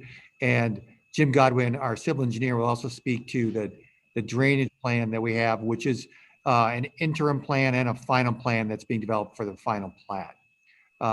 Any other questions about our operations? Of course, our executive pastor, Darren Reed, is also here. So the key thing with these three applications, I think, is that, you know, they have to go in order, more or less. They don't, and not literally in order, but in order for us to rezone, we first have to remove the parking requirement. And in order for us to do a 4-lot subdivision, we have to be rezoned to R4. I want to answer one other question I wanted to note about R3A versus R4 while I'm here, and that is that the R3A section of your code actually requires a minimum parcel size of 25 acres to be rezoned to R3A. So that was one of the things that precluded us from rezoning back to R3A. Next slide. We're gonna, I think City Manager Kramer handled this very well. Why don't we just jump right back to the next slide. I do want to point out the key thing here has been our neighbor outreach. And we mentioned that, I cited that in the previous slide. We've been talking to the Covington HOA off and on for, Pasquale can tell you, probably over a year, but we really got things going in earnest with our draft good neighbor agreement of 2 or 3 weeks ago, and have been working together on this agreement closely and what it calls for. And I want to, it's not signed yet, but I think we have agreement on all the principles so that this property will become part of the Covington HOA. It takes a little bit of process to answer that question to get there, and we're trying to work through how that process works in and around a final plat approval, and even amongst the potential ownership change. But the agreement addresses construction impact mitigation. The land to the south of the wall on the south end would be dedicated to the HOA, and as well as joining the HOA as for covenant purposes and reviews and full membership of all the folks. And one thing about that that's making it a little tricky is that we can only petition to annex into their HOA, then they have to accept us into their HOA. We have to be, we hopefully achieve their threshold for quality, but our intent is to be a member. We wish to be a member, but they have to have a vote themselves before we're formally in. And that's part of the agreement and making it more complex. And you know, for some reason they do decline our membership, and we don't expect that to happen, but we would we would initiate and create a 4-lot HOA just for this area to ensure design quality and review. Now, the other thing we've been working on, we regret that was not done tonight, was this shared parking agreement with Brave Church.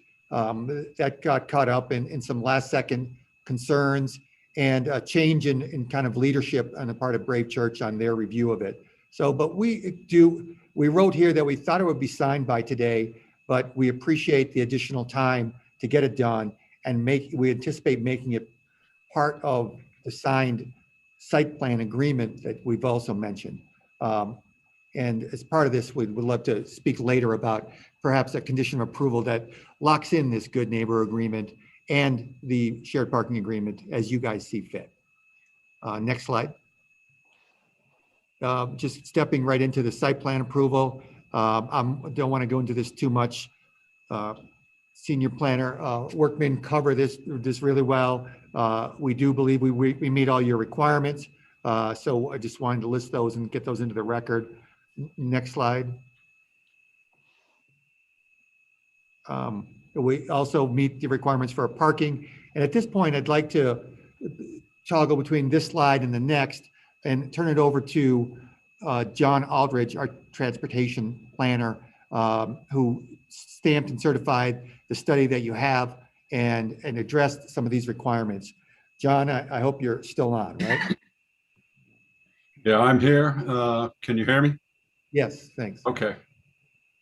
Maybe I can turn on the video too. Well, anyway, let's go to the screen. Excuse me. Do we have the parking graph there? It's the next slide. There we go. I'm sorry. There we go. I just want to say that, you know, we had a huge database to work with. We had over 19 Sundays that all three churches participated in counting the number of cars that were being parked, the number of spaces that were used and unused. And we looked at the different times, the staggered amounts, the staggered times for entering and exiting. And so with this database, we were able to compile this particular graph here that shows the parking spaces that were used for each of the churches, which is one was the blue, which is the Plymouth, the green is the Brave, and the yellow is the Denver First Church. Then the red line there is the total. So we have, a total number of spaces, which you can see on is usually fairly even for most of the Sundays, except for Easter Sunday, where we got it to a point where 1,154 spaces of the total were used. And the total is at the top line there. We have about 1,576 overall number of spaces. So you can see even on Easter Sunday, we don't even come close to the maximum number of spaces that are available. It's also fairly descriptive on Sunday, March 3rd. There was a big snowstorm, and so obviously the attendance was fairly low. Another thing that we really looked at very closely was the ITE, Institute of Transportation Engineers parking generation manual. So what they've done, or the Institute has done on a nationwide basis, they have looked at several different churches in different areas and have compiled what they call an average peak period use or demand.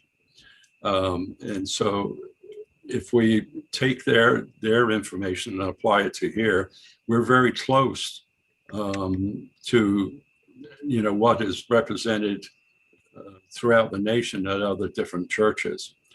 So we have, you know, a parking demand that is very consistent with some national averages. I don't know if anybody has any particular questions on that, but it does represent that we've done, you know, we've been able to utilize an extensive database to come up with the analysis that we have and the conclusions that we made. Thanks, John. Okay. Any specific questions maybe about traffic? We could take those real quick. No. All right. Next slide. This is, you can go to the next one too. As Paul mentioned, I could go back that one there. I wanted to throw in one little comment about this rezoning, Paul, if you could go back one there. These are the criteria. We meet the 1D criteria. I have to flag, I always find it interesting because I appreciate the community and the semi-rural setting that's going on in Cherry Hills Village. And the actual first criteria suggests that the prior zoning is an obvious error, could be a reason to rezone. And to be honest with you, knowing that we rezoned for a parking lot that has very little use over the past 8 years and abuts an attractive recreational opportunity like the Highline Canal, we feel like it really, maybe even 2013, there might have been a reason to keep this as residential because it deserves to be a residential land. It's a unique piece of property up against the canal that best suits the canal when it is residential in character. And that's all I want to say on that. The subdivision is really, we went through these criteria with the planning commission, planning and zoning, and we know that we're meeting a lot of the requirements for, as we mentioned, for utility services. It's not in a site plan, so we meet these requirements. I wanted to mostly mention the layout. Paul, if you could, I think that's on the next slide. Go back up here.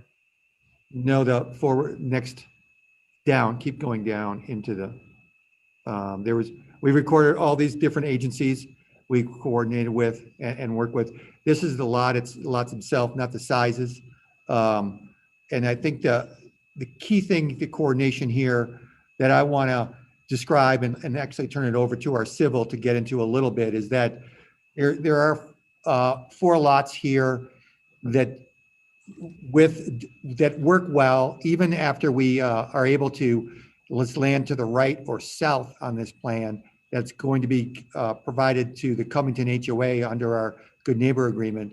We still have 4 real viable lots. And there is an interim plan and a long-term plan to handle the drainage, which takes the water to the canal and then to the lower right-hand corner. Jim Godwin, our civil, would like to describe that. Jim, are you able to step in? Good evening, Jim Godwin with Wilson and Company. What you see here is a preliminary grading plan. We've worked closely with Paul from the city as well as Brian, your third-party reviewer, having numerous calls to talk about the overall detention and the grading for this project as well as future improvements to Monroe Street. You'll see right along the edge, I wish I had a pointer, but right along the edge, there is a swale that takes it to a detention pond in the southwest corner of the site and then ties into the existing storm sewer that goes back to the east and goes through the parking lot to discharge on the other side of Hamden to the north. We have taken every precaution that we can to prevent any runoff from getting to the Highline Canal to meet the Denver Water Department's criteria. We've also provided a stormwater management plan and erosion control plan for the for the approval of the preliminary plat and the demolition of the parking lot.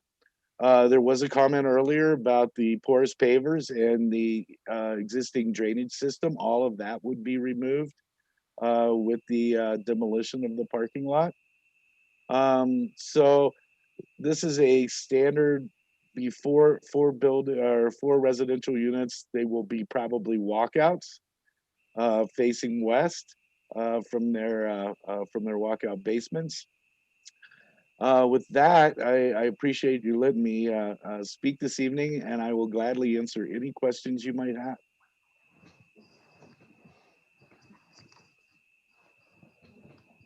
Right. Paul, if you could go to the next slide. Thanks, Jim. Assuming there's no questions. I did want to answer the question about that. I know Councilor Sheldon asked about the interim and demolition process.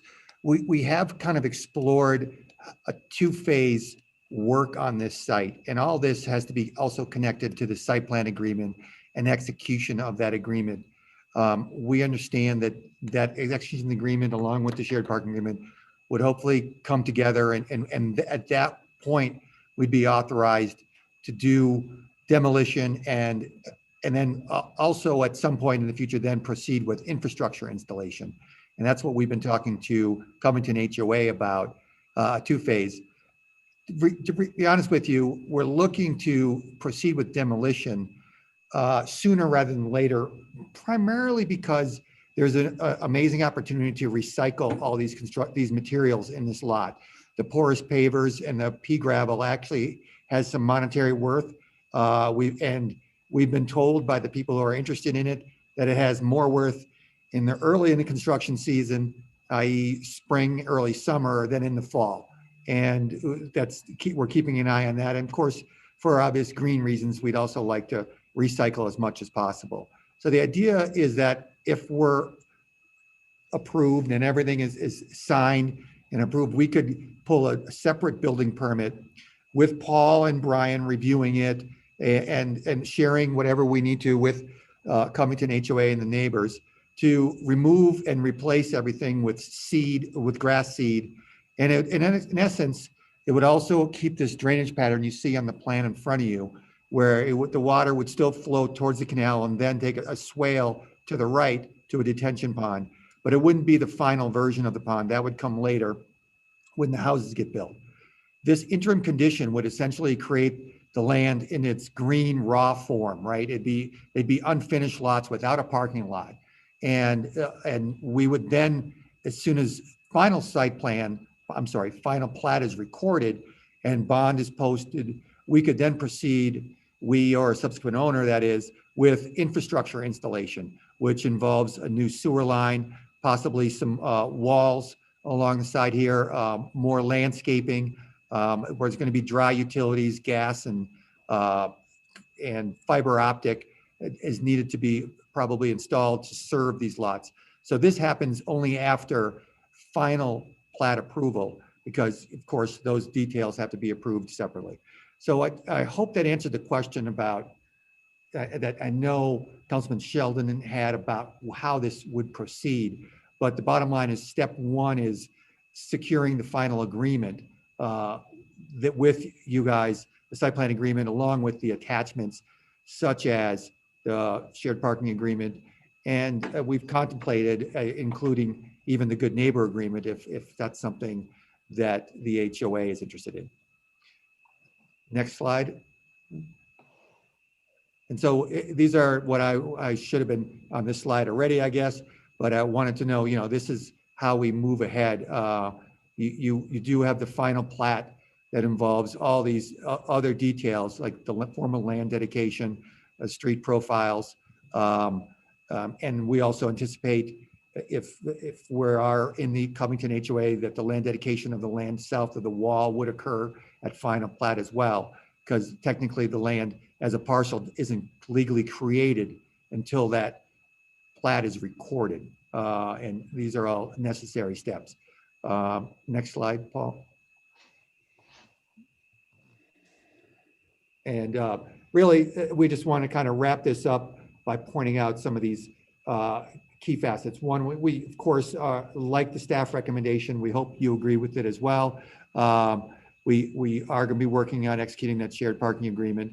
Essentially, what it comes down to is that we need 703 spaces when we occupy 2,100 chairs in that in our auditorium. If we do go over that, we have a special event provision, which we have to have additional parking, and that's only in special events, and we anticipate that occurring on Brave Church's lot. And the bottom line here is that without this need for the parking, this parking lot is I think fully adequate and ready to return to its original residential use. That residential subdivision will fit the character of Cherry Hills Village much more than that current parking lot. And I guess throwing in a few more things here, we'd love to restore the Cherry Hills Village physical characteristics in this area. Love to improve the tax base. As you know, right now, no one's paying taxes on that land. And also, we think residential character is much better compatibility with the Highline Canal Trail. Thanks a lot. That concludes our presentation, and I'm happy to answer any questions you guys have. Mr. Ferris, thank you very much. Appreciate your presentation. Any for the council, any questions to Mr. Ferris before we start the public hearing? Councilor Blum. Yes, maybe I'll just go on the line. I appreciate your presentation, Mr. Ferris. I've got a couple of questions. The first one related to, you said you'd like to start on this demolition as soon as you can. And the question is, and I think it's come up before, where I think Katie or Dan brought up the fact that this agreement, whatever we approve tonight, is going to be subject to the Brave agreement. And I think your timing, why we appreciate it, your timing is going to be subject to whatever happens with that agreement. So I just want to discuss that. There is, there's been a number of things we've received from the neighbors, and there's been a common theme in that. Maybe we can address some of those questions. First question is a real simple question. Is that wall on the south end of the property going to stay? That's the intent, yes, to keep it. It's as we've mentioned, if we are accepted into the Covington HOA, then all that would flow. The wall, that's the only thing holding it up. All right, next question. This really relates to the operations of the church. Right now, the membership of the church has been diminished, and the question is, in a situation where the church would grow sufficient that you would require additional parking some point in the future, how would you guys address that situation? Well, we anticipate a couple different ways. One is we could reach out to be more proactive than we even have been in sharing parking with both Brave and Plymouth and working to stagger services.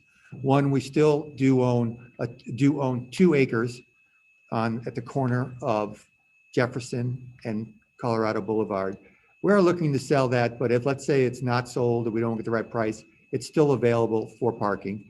And 3, we actually feel, working with the current pastor, and I wouldn't mind even having him answer this question, and that is that we like the smaller, more intimate arrangements, and we don't see a return to large crowds again. 2,100 is still a large attendance factor, and I think they believe the churches can be operated and sustainably run and be successful even at a regular attendance of 2,100 and below. And the quick question on the balcony seat shutting down is, how do you physically monitor that, and how do you physically shut those seats down, the balcony seats? They're not going to be removed, are they? They're right now they are barricaded, and you can't get to them. They're not physically removed. We're open to discussing that, but right now it's just you just can't get to them. They're not even open under any way to access them without a key and removing a barricade. All right, and then the question really on the timing of the lots, because that's been something that's been brought up by the neighborhood. Your timing is to the church actually going out and physically removing the parking lot and those pavers and obtaining whatever benefit you can out of those. What is the timing then? I assume the church is not going to be building single family homes, but I'm sure you've had discussions and know somewhat what your timing is going to be to have those lots put into development.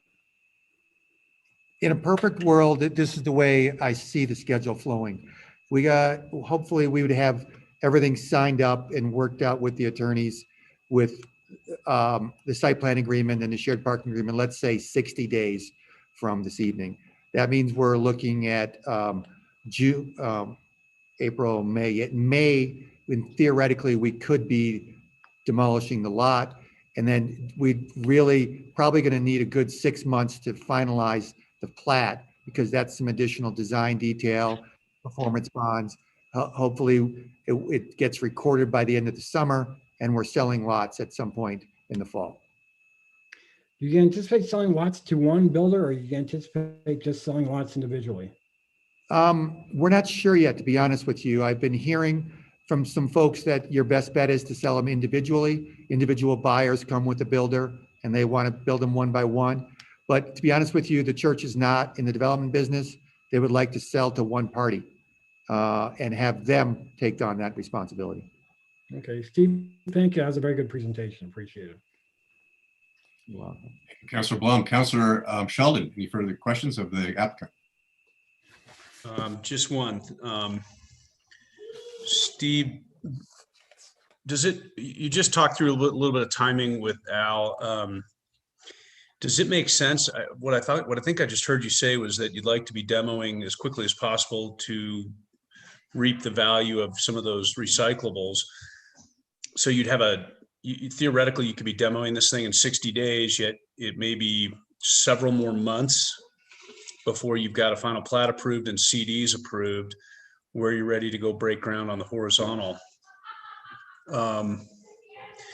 Does it make sense to tear it up and have that potential 3-4 month gap? Or I don't know how long the gap might be. I just threw out those. It's a fair question. We don't have the details worked out, but what we've had is people who've expressed interest in the demolition to sell the materials, and it's almost as if the demolition could pay for itself because the material value is there and it's higher in the spring. They would restore and plant and make the site look like a green field. We'd have some irrigation out there in the interim. However, I'll be honest with you, if for some reason our site plan agreement signing lags and other things take longer than anticipated, this may not happen in 2 phases. It may happen in 1. We may be out there in the fall. We may be out there in the fall. That's fine. You hit on where I was going with this is the interim condition of what you're going to leave that field looking like. I just don't want, for the purpose of your neighbors, to have to be looking at a debris pile of rubble that takes months to get, trucked out of there, and just a war zone of a site. I think, if you can get it cleared and get the material removed off site, theoretically even get it seeded and watered, if that's what you're talking about doing, if you think it might be a full cycle until you get horizontal going in, I'd look to you to work that out with your neighbors and with our staff, just to make sure that the steps or mechanism in which you demo that property and then leave it in that interim condition are worked out so that everyone's satisfied. Thank you. Thanks. That's our intent. And I hope, and Pasquale's on here from the Covington HOA. I know he can speak to that as well. Thanks. Councilor Gallagher. Steve, a quick question about the pond, the sediment pond sweat. It looks like that is in the middle of a couple of those lots. It's looks like it's to help me understand that. Okay, that southernmost lot will have a landscape depression that will be serving as a detention pond. We may want to, I can have Jim Godwin, our civil, speak to it, but yes, the backyard, this is the pre-lotting phase. This is the final lot phase. You can see the backyard is below there, and that's where it is. Jim, I don't know if you want to speak to that, or does that answer? Sure. So the detention pond is much smaller than the sedimentation pond because of the release. During a rainfall, with the erosion control pond, the pond is a lot larger because we hold the water to allow the suspended solids to transport. So that's the reason you see that pond being so large.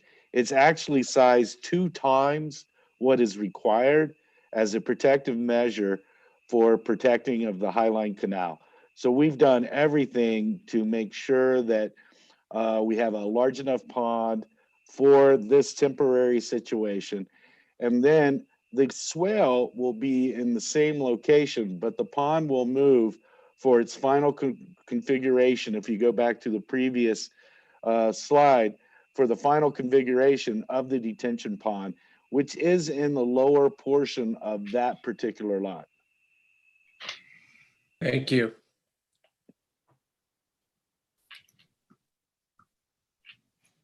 That's all. Mayor Pro Tem Brown. I think you have addressed all of my questions. Thank you very much for all of the hard work that I know you've all put into it. And I have no further questions. Councilor Wheel. No questions. Councilor Safabi.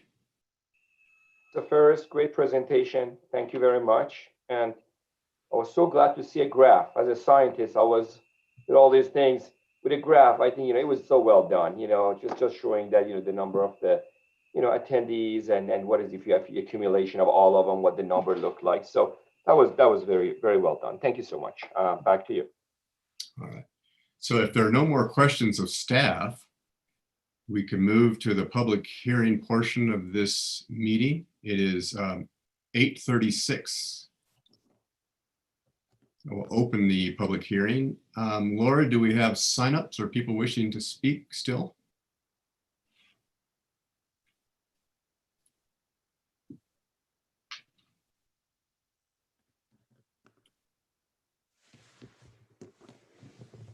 Sorry, my screen froze for a second there. Yes, we have 2 signups. Richard Abels is first, and then Pascal Ritchie. Mr. Abels, you have the floor. You're welcome to speak for 5 minutes, if you wish. I yield my time to Pasquale Riggi. Very good. Mr. Riggi, you have the floor. Thank you. Can you hear me? Yes, I can. We can. Good, good.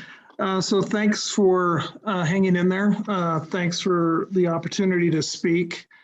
I am representing both the committee that has been working with Denver First Church on this redevelopment of the overflow lot, as well as representing the Covington HOA board.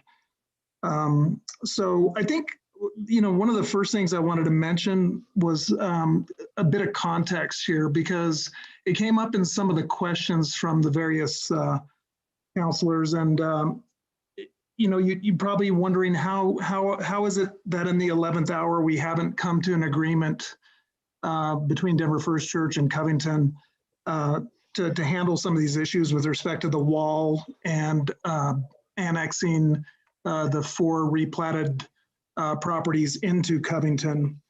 Those discussions happened very early on, over 2 years ago. And what ended up happening actually is they got overshadowed or dominated by larger issues that have been discussed tonight. The parking and as well as larger concerns on development timing and what would happen with a known parking lot going into kind of an unknown dirt lot for an undetermined amount of time. So after January's meeting with the Planning and Zoning Commission, it was clear where the city was going with this. And the Covington HOA went back to Denver First Church to explore again those things that we discussed over 2 years ago with respect to the wall, the open green space south of it, and annexing those 4 new properties, if you will, into the Covington HOA. It's important also from a contextual standpoint to recognize when this neighborhood, Covington, was originated along with the HOA. Those 5 lots that became the 1 lot that became the parking lot that Denver First Church has were part of that development plan. And in as much, Denver First Church decided that at that time not to be part of Covington HOA, but they reserved the right to re-annex into, or at least the HOA recognized, and Denver First Church agreed that there could come a time when re-annexation into the HOA would make sense. So we actually have an article within our Declaration of Covenants that deals with that. Some of what Steve said before in terms of actually executing an agreement is a little bit more complicated than it first imagined. So that's what we're working on right now. I can say that there's an alignment on some principles here. In our discussions with Steve, representing Denver First Church, there's common agreement that the wall and the green space is to remain. And that wall and property south of the wall will be conveyed to Covington, and Covington will take on the responsibility and the cost to maintain that. We also understand that land north of the wall will be redeveloped from a parking lot to 4 residential home lots. And those 4 properties north of the wall, plus the open green space south of the wall, will be annexed into Covington.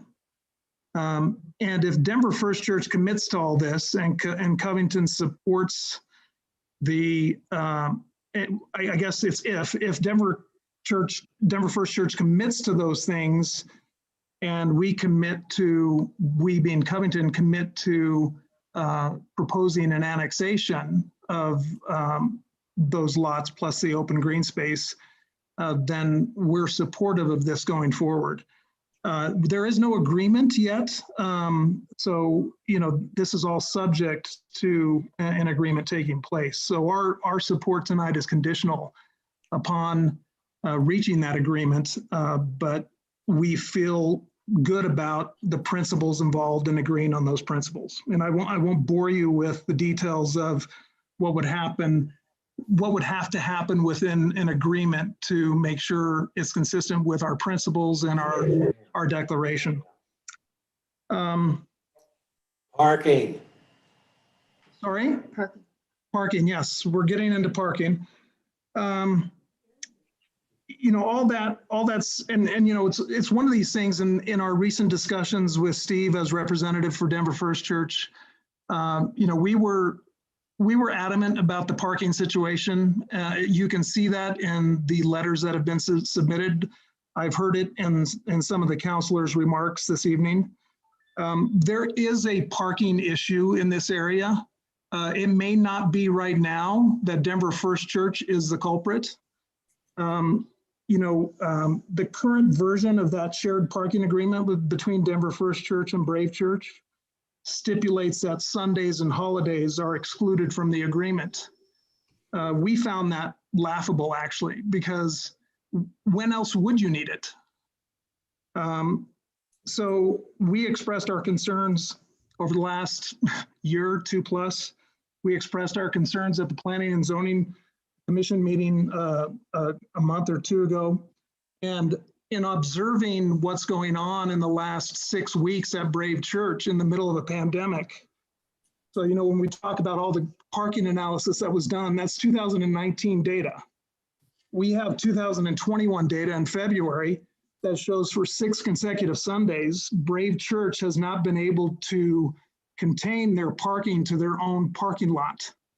They are using that Jefferson lot on the corner of Colorado and Jefferson, or the Denver First Church main lot for overflow parking. That's in the middle of the pandemic. And here the city is about to embark and become party to an agreement, a shared parking agreement that excludes Sundays and holidays from the agreement. So that seems a little bit inconsistent, to say the least. The final thing I want to say, and I wasn't planning on talking about this, but a few people listening tonight pointed that drainage is an issue that needs to be discussed a little bit further. There have been some things brought up with regard to underground vaults and where they're located. Covington is paying quite a bit every year for a water feature on the other side of Hamden at Wellshire Golf Course that is piped into these underground vaults. So if any of this demolition and regrading and repurposing drainage impact that, Covington needs to be involved in that. And we need to discuss what impact that has, because Covington is liable for that in perpetuity. That concludes my remarks. Thank you, Mr. Riggi. We appreciate you sitting through and appreciate your remarks. Are there any others wishing to speak? I take it not, Laura, is that correct? No others signed up. Okay, so it is 8, if there's no more to speak, it's 8:45 p.m. I'll close the public. Yep. I just want to make sure, sorry, I didn't mean to interrupt, Mayor. I probably raised my hand a little prematurely. I just want to be sure that the applicant has an opportunity to respond to anything. Yeah, I'll close the public hearing and then let the applicant respond. I'll close the hearing at 8:45 since there's no more from the public speaking. And the applicant, of course, can respond, and we appreciate your response if you have any to the Covington or the Mr. Riggi's points. I guess the only thing I would respond to is that we get Pasquale's concern that the agreement does not encompass Sundays and holidays. And the idea there was that we didn't need to. However, Brave has asked us about that same question, and perhaps there's a solution there that satisfies both the Covington HOA and that concern, and maybe that shared parking agreement, it could incorporate Sundays and holidays just to make sure everyone's comfortable that the fact parking is being shared both ways. And then I also want to note the reason Brave Church, I understand, and is overflowing their parking is because some of their southernmost parking lot is further from their front door than it is to park either on the 2-acre lot or on DFC's lot. So it's easier for some attendees to get to their front door rather than park on their furthest lot. That's why some of the parking is overflowing. We have asked them to stop parking on the 2-acre lot, and I understand they have for the last several weeks. But I just wanted to point out, whatever parking is going on in Brave is, of course, not part of this application, but we do feel like they can handle it if they speak to their constituents and address it. All right, thank you, Mr. Ferris. Appreciate that. Appreciate your comments and all you've done here. All right, it's open for discussion. What's the pleasure of council? I go down line again and give your thoughts if you have any more thoughts to add. Maybe we'll do that way, Councilor Blum. No, just a couple things. I think it's been a very good presentation by all parties involved. The issues that had previously been raised, I think the common theme of the neighbors really addressed 3 issues, and I think they've been addressed. I think Mr. Riggi spoke of those have been addressed, and the concern. And I think it's a good proposal. I think it's looking at all 3 elements. I think the timing has got to be in a certain order. And the critical step in the timing is going to be, from my perspective, if we're going to go ahead and approve this, is the Brave Church agreement. And the question is, if we do approve it, my suggestion would be that everything is conditional on an acceptable Brave agreement that the city would approve also, because we're a third-party beneficiary of that agreement. So any approval tonight, which, I tend to be in favor of now, would be subject to, everything would be subject to whatever the successful negotiation of that agreement and approval by the city of that agreement within a certain period of time, whether we do 90 days or something shorter than that, based on their timing. I think the applicant did address a couple of questions, some of the concerns that I've seen by the neighbors, that being the management of the development, the timing and the wall and the parking. And I think it's been a very detailed analysis of all those items. So my only concern would be any approval tonight would be subject to approval of an agreement that everybody signs on. So that's my comments. Thank you.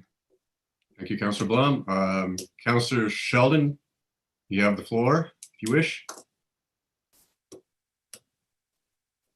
I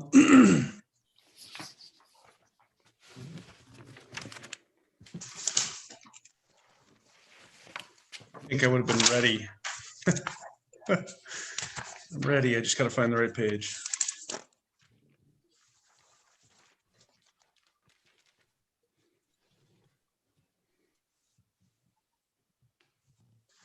Okay, I guess I would love to see the Sundays and holidays in the shared parking agreement added in. I think it's not a parking agreement without those things being in there. But with that being said, I do respect the stamp that Mr. Aldridge and Mr. Simpson are bound by, or whatever it is that you do with your engineering stamps. And if you guys, if our staff and the consultants or the applicants consultant is telling us that the parking is adequate and we don't need to add that Sunday and holidays into that shared parking agreement, I would acquiesce to that. But it sure would make more sense to me logically that those would be added in. The only other thought I have is again, and I think that I've heard it now from all the parties who have spoken, I would like to probably see that the formation of that HOA, actually either formation of a new one or the inclusion into the Covington one, be an actual condition, because I don't think it's actually a condition right now, and I think I'd like to see it as a condition. That's all.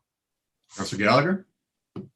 Yes, in general, I'm supportive of the three proposals. And I would agree that the parking is critical, and that agreement has got to be solid, and it's got to be approved by the city, and it certainly should be a condition. I think Councilor Blum put a time frame on it, and I think that makes sense in doing it. But thank you for a thorough presentation, both from staff and the applicant.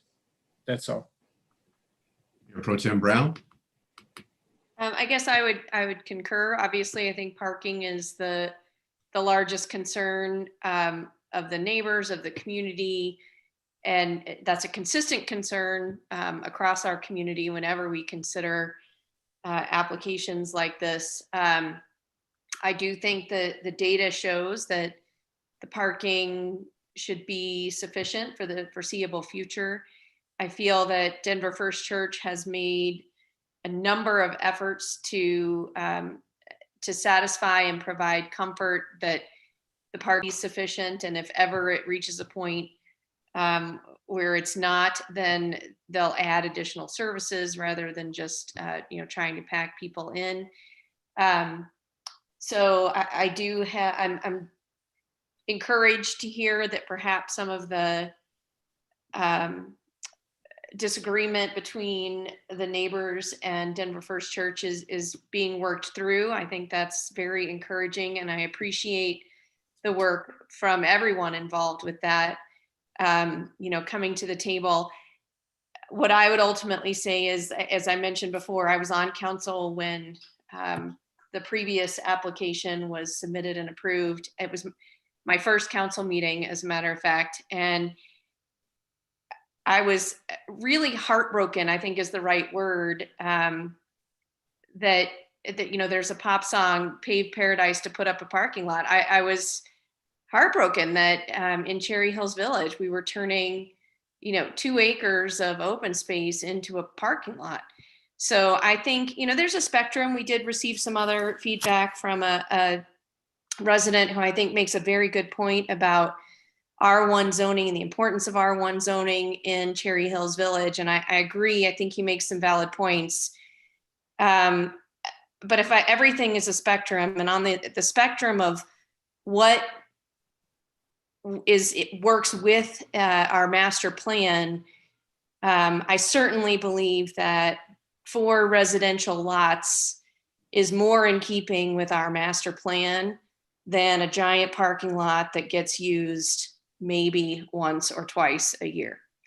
So I know it's not perfect, and I know that the neighbors have very legitimate concerns, but in the larger picture, I do feel like this is probably an improvement, and for the betterment of the community as a whole, based on the data and information that has been presented so far. So thank you for everyone. I know it's been a long process.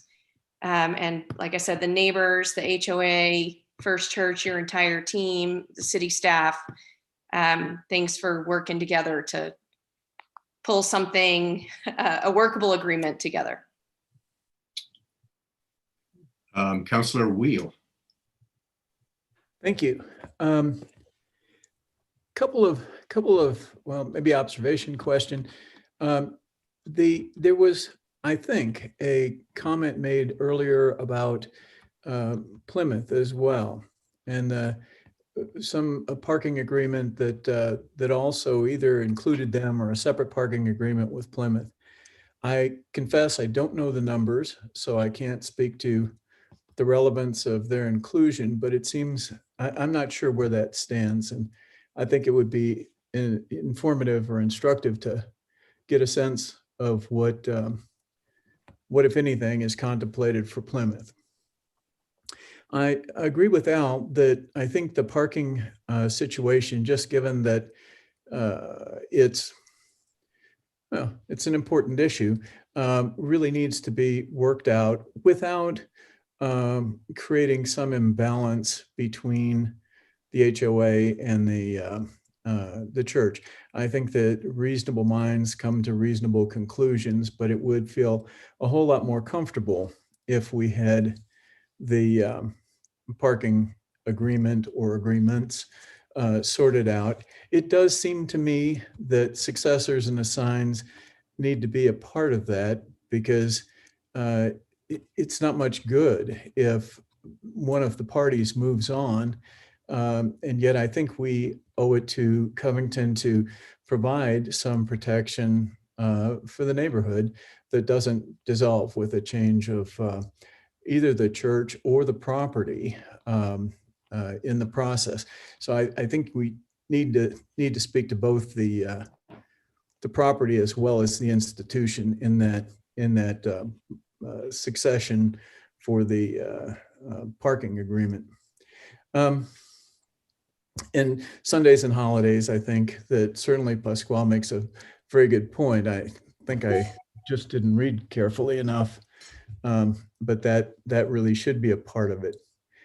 In the conversations, it was when we talked about the prior agreements, the development or land use agreements, and whether this document was going to supersede those prior agreements or not. I have to say it's a little vague in my mind, and it seems to me that it would be worth going back over those documents and making sure that there's not some, if it's contemplated to supersede, then that there's not some big chunk that's falling off the table that we would have intended, prior agreement, and it's not to try and impose a hardship or condition, but if it's already been agreed to, I don't know, I would feel uncomfortable sort of unagreeing to something I don't know or understand because this is superseding. So some clarity around that. Is it superseding? Is it in addition to? And what, if it's superseding, what are we leaving on the table? I do think there's a question about what happens with the 2,100 limit. You know, like, what if it's exceeded, and what happens as a result of that? Perhaps there's clarity in that, you know, First Church would have to come back to us and talk to us about their plans. I know they intend to limit it and to the 2,100 or set up a separate service, but it just seems a little unclear to me about what happens. And my last comment, I certainly agree with Dan. I think an HOA is a good thing just to keep up the quality of the community and the homogeneity of the different properties. If I had my druthers without having the benefit of all of the facts, I think it's a good fit with what Covington's doing, but that's just my opinion. It would be nice to see that sorted out and finalized as well. That's all I have. All right. Councillor Safavi, any thoughts? Just a couple of quick comments. First of all, again, I want to echo what I said earlier. Great job, again, both staff and applicants. It was well presented. A lot of great questions from the council members. Great discussion. It was more of a brainstorming session a little bit. I am supportive of all the three proposals. But at the same time, again, I do hear and I do have the tendency to agree with, you know, what, again, Councilor Plum, Sheldon, Will are stating. For me, the one that sticks out again is the parking agreement. I think it would be good to have that because we're removing a parking lot and converting it. And I love the graph that you guys showed that shows, look, it doesn't go beyond this. But there is that element in my mind that, you know, people might want to start going to church a few years from now, a lot more than what they go now. What are you going to do? You're going to go sort of block it and say, okay, 2,100, no more. We're not going to admit any more people in there. So for me, again, having a parking agreement is something that is in the back of my mind. I'd like to see that. But I'm supportive of all the three proposals. Back to you. Okay. Yeah, I wanted to say as well, I wanted to thank the applicant for reaching out to the neighbors and having those discussions. That's really terrific. And I do think that a lot of those concerns in the letters have been addressed. And I hope they have been addressed. And there are certainly other things that, you know, we can look at if there's problems in the future. The city has other tools in its, you know, in its basket to use. But I think this is, I think the agreement, and I think the shared parking agreement is terrific. It really, you know, those of us who've been driving by that all the time, we've seen for years that nobody's using that parking lot, and it really is, you know, kind of, you know, a waste. As Mayor Pro Tem Brown indicated, it was kind of sad. I think the Covington will be better off with those 4 lots when they're fully, when they have homes, and I think the whole community will be better off than having parking lot that's just not used and like that, like it is now. So I really applaud getting together with the other churches to reach that agreement, Mr. Ferris. That's terrific and really makes a lot of, it's reasonable and makes a whole lot of sense. So appreciate that. So I think we've been through, I think all the councilors have said, given their thoughts. I mean, I'm willing to entertain motions however you wish. I've heard several things about some conditions. I think those, as I understand them, probably are acceptable to Mr. Ferris and wouldn't be objectionable. So if you want to do that, I think those can probably be done with approval tonight. City Attorney, did you have something to say first, or City Manager Kramer? I'll let you. Yeah, let me just circle back to a couple of comments that some council folks have made. First, in regards, you know, I've heard a lot of discussion about making sure that the parking gets incorporated. So just to be clear, the site plan agreement is a function of the site plan approval, and that is the city's agreement. And so that will be done as a part of this. So council, rest assured, everything that's in the site plan agreement is a function of what you're voting on. The shared parking agreement is an agreement between the two private parties that we're a third party beneficiary to, but it is an exhibit to the site plan agreement that we're requiring. So until that shared parking agreement that's signed is a part of the site plan agreement, there is no final approved site plan amendment or agreement. So I don't think, and Kathy can correct me or Randall can correct me if I'm wrong, I don't think we need an additional condition to require the shared parking agreement. It's in the motion and in the resolution. Yeah, it's in both, yes.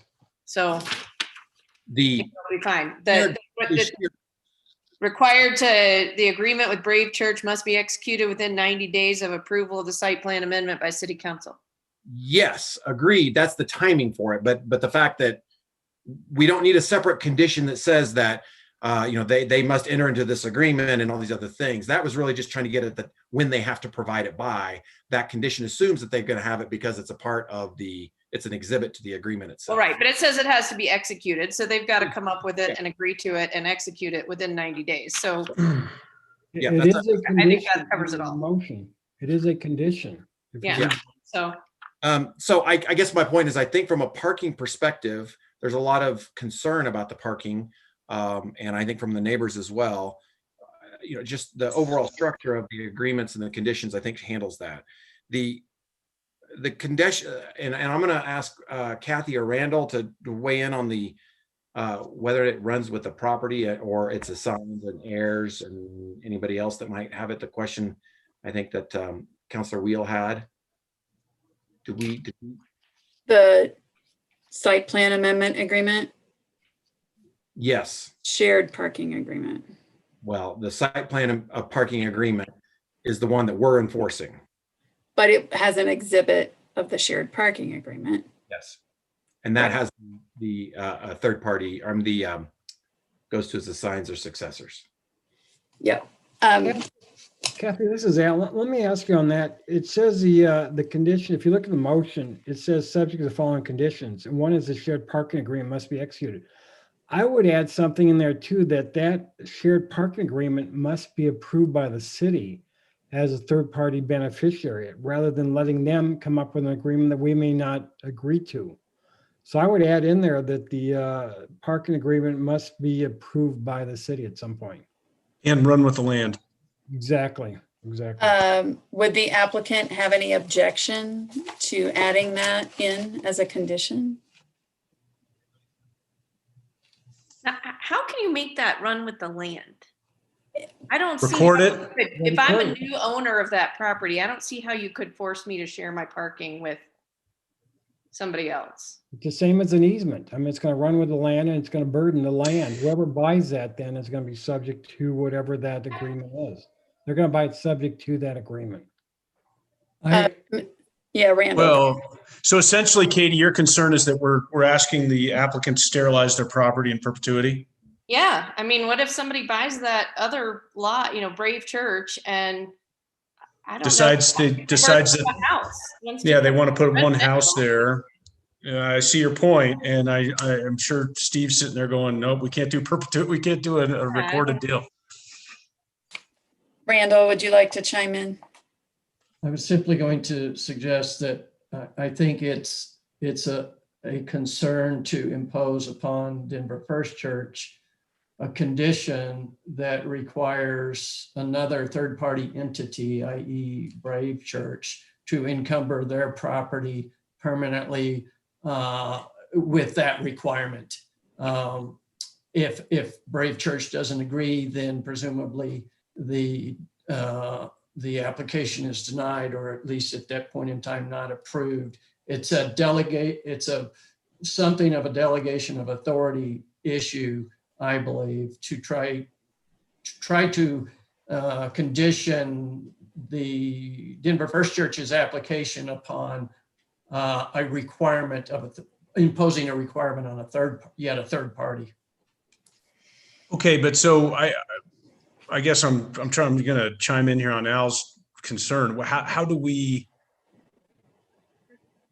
let's say we approve this all tonight and they get through their final plat and they build their subdivision and these 4 houses, and the next day Brave Church does sell and sells to somebody who either scrapes it and builds a single family home or converts it somehow to a single family home and decides we don't have a need for it, therefore we are not going to have this shared parking agreement anymore.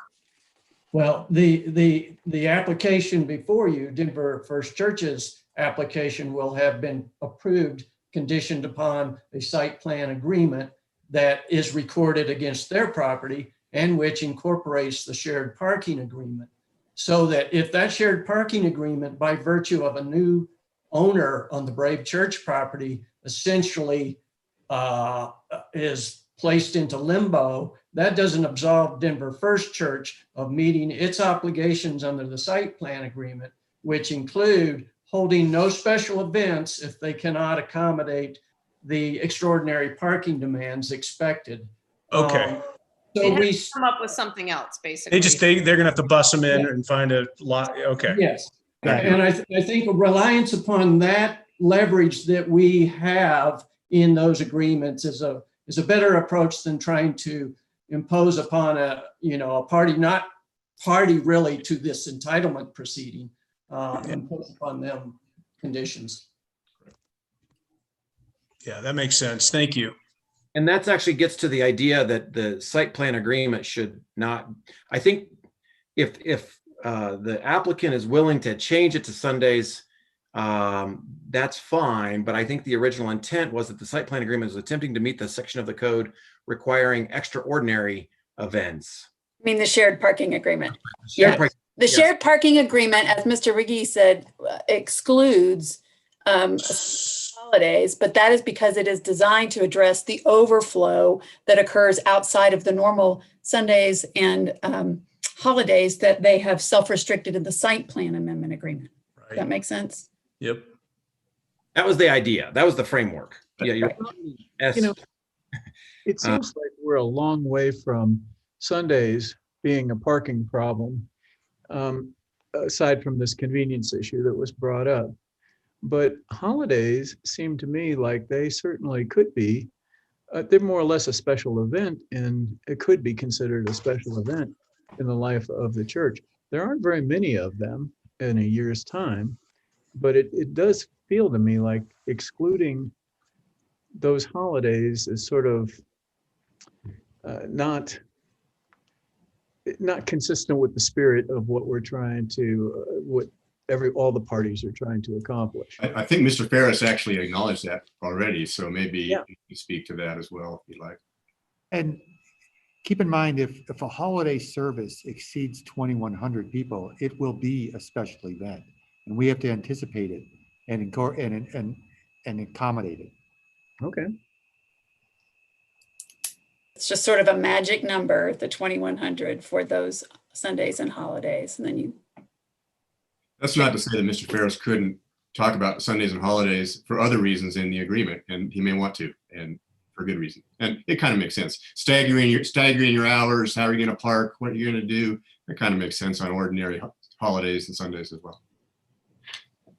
Well, those were some of the notes that I had that were brought up throughout everybody's comments. I just wanted to make sure that we circled back on some of those so that as we get closer to a motion, if there's any changes to the suggested motion, they're armed with what they need to make that motion. Are you ready for that, Mayor Stewart? I'm ready to entertain a motion. And Okay, number 1, I move to approve Resolution 8, Series 2021, a resolution of the City Council of the City of Cherry Hills Village, approving with conditions a site plan amendment pertaining to parcels owned by Denver First Church of the Nazarene and generally located at 3800 East Hamden Avenue and in the 3500 block of South Monroe Street, subject to the following conditions.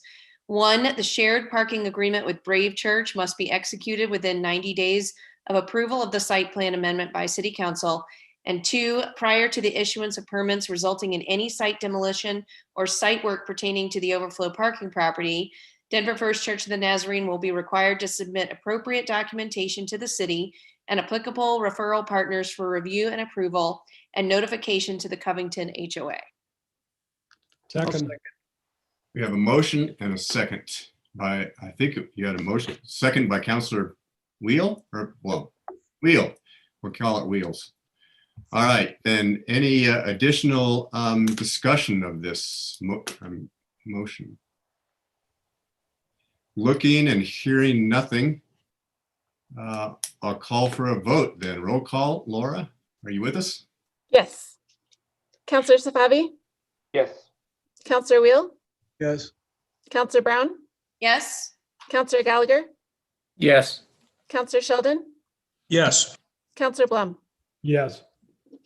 Okay, that passes unanimously.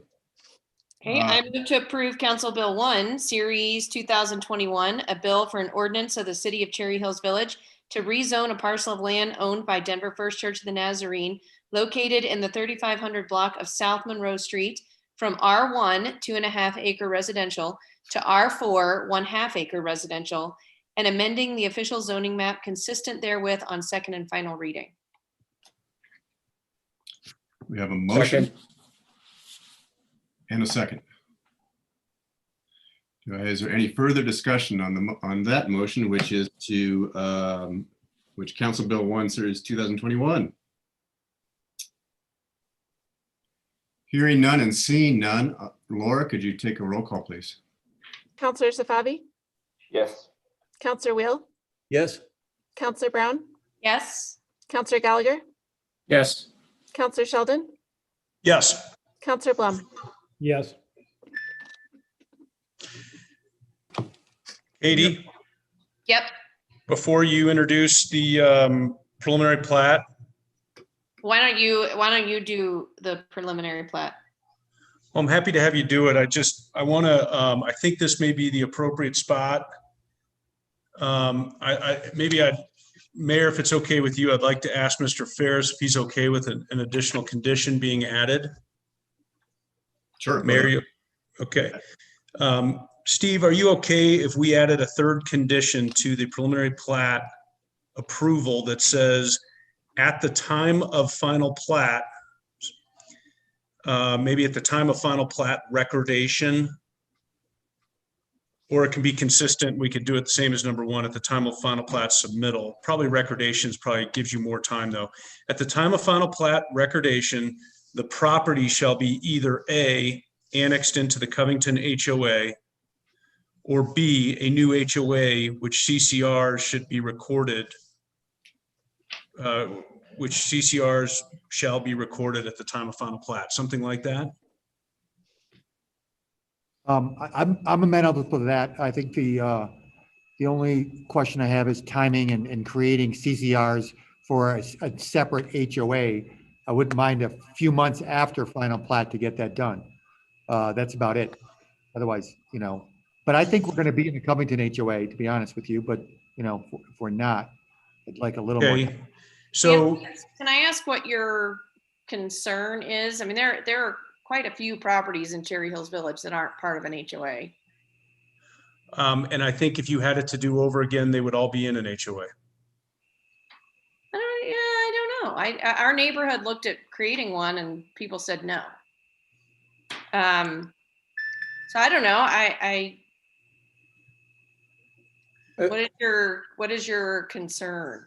My concern is if I lived in Covington and 4 houses went up and one was purple and one was pink and one put up a ham radio antenna and the other one decided to, have, I don't know. You know what I'm saying though? I mean, covenants control all that, and that's what I'm trying to solve for Pasquale and his neighbors. I think I agree. I think it benefits the folks in Covington. Well, wouldn't that be motivation for them to accept them into their?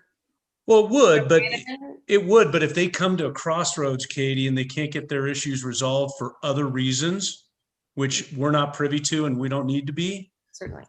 I think that I would mandate in order for Dan Sheldon to approve this the next item on the agenda, and that only because I think it's where it belongs, is in the plat. condition, I would want to see if they're not going to go into Covington, that they agree to form a new one. And forming a new HOA is not rocket science. It happens all the time. There's a handful of good attorneys out there that you can hire, and they'll crank out a set of CC&Rs for you pretty easily. If Steve, your concern is not in so much as approving that condition, it's just the timing of it, I would look to maybe our city attorney to see if there's some trigger that we still have some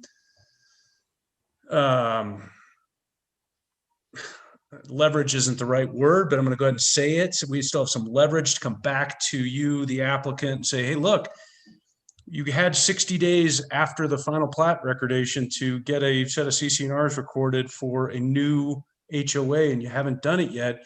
We need to have some kind of lever on you at that point to not permit you to go to the next step. But maybe it's building permit. Maybe we do building permit restrictions before there's CC&Rs in place or something like that.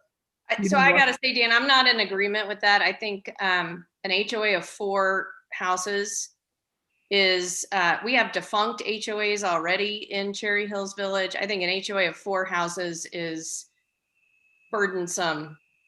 Okay, let me grab the floor back here. Councilor Sheldon had the floor, and if he's talking about, he asked the city attorney for comment. Do you have any comment about city attorney? I mean, maybe the building permit, that would be a good time to. Well, I'm pondering, since this has come up just this evening, but I'm arriving at that as probably something. I see city manager nodding his head that would be something that could be a minimal, be operable. This is more of a private matter, but I understand the city has interests in protecting its citizens as well. And so, we need some, if you want to impose this, I think providing an adequate amount of time, securing the applicant's agreement, and making sure that everything is, established and recorded and everything in place before there's any sale of the property, so that it pertains to or binds the current applicant and not someone. Yes. Yeah, so it'd have to be prior to conveyance from the declarant or from the applicant. Hopefully it won't happen at all, but that sounds like a good timing issue. There's lots of time to do it. So. When Mayor? Ferris is ready. So if you'd like to make the motion, then Councilor Sheldon, we need a motion on this. And if you want to include it. Okay, but when did we decide it has to be in place by when, Mayor? When did you just say? Well, we said before a sale of the property. Yeah, I think that's right. But so Steve, I want to make sure that you're okay with this. So this means that if your client decides tomorrow or next week or whatever it is, that they're ready to go sell this package of 4 or start selling them individually, the minute the first transaction were to occur, you guys cannot convey that property until such time as you guys have a set of recorded CC&Rs against those 4 lots or have annexed into the Covington HOA. That's reasonable. Yes, thank you. Okay. And can I just clarify, since this is an impromptu condition, Mr. Ferris, you're authorized to bind your client on that representation? I'm right here talking to them, and I think we're in agreement that it's workable. And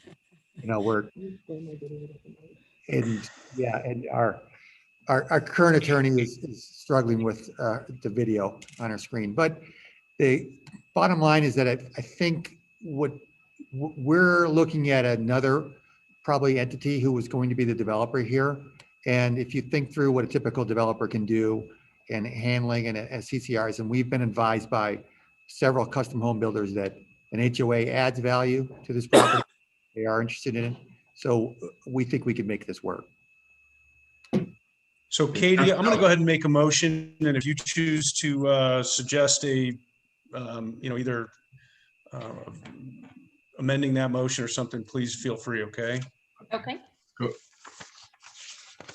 All right. So I will make a motion.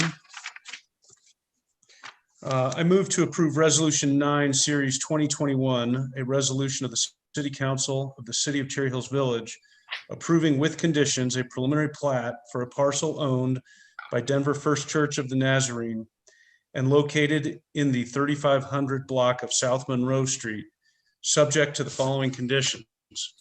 1, at the time of final plat submittal, all final drainage reports and plans must be submitted, and prior to approval of the final plat, all final drainage reports and plans must be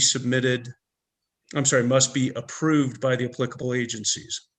2, as required by city code, the applicant shall agree to terms for public and or private improvements via a subdivision improvement agreement. And 3, at the time of final plat, no, sorry, scratch that. Laura, sorry. 3, prior to the conveyance of any or all of the subject property shall either be A, annexed into the Covington HOA, or B, a new HOA shall be formed, which CC&R's covenants, conditions, and restrictions shall be recorded, again, prior to conveyance to a third party. Second. We have a motion second. Mr. Ferris, I want you to get in because you have your hand raised. I'm sorry, Councilor Sheldon, you had suggested that the CCRs and HOA would be resolved by final plat or thereafter. Now, when you put that condition on, like prior to conveyance, without reference to the final plat, that means we literally can't sell the land at all, even until, well, if we were hoping to sell it after final plat or before final plat, we still need to get this HOA thing resolved. I was hoping to have a final plat recordation in a few months after that to resolve the HOA. So are you suggesting that you might be selling the property prior to final plat? Possibly. We don't want to be excluded from that option. We have a subdivision issue there, Kathy? Well, I mean, you would sell it prior to final plat. It's not finally, the lots would not be finally established. Let's put it, yeah, you have a good We can point. do that. We won't sell it before then. We wouldn't be able to close. But I'm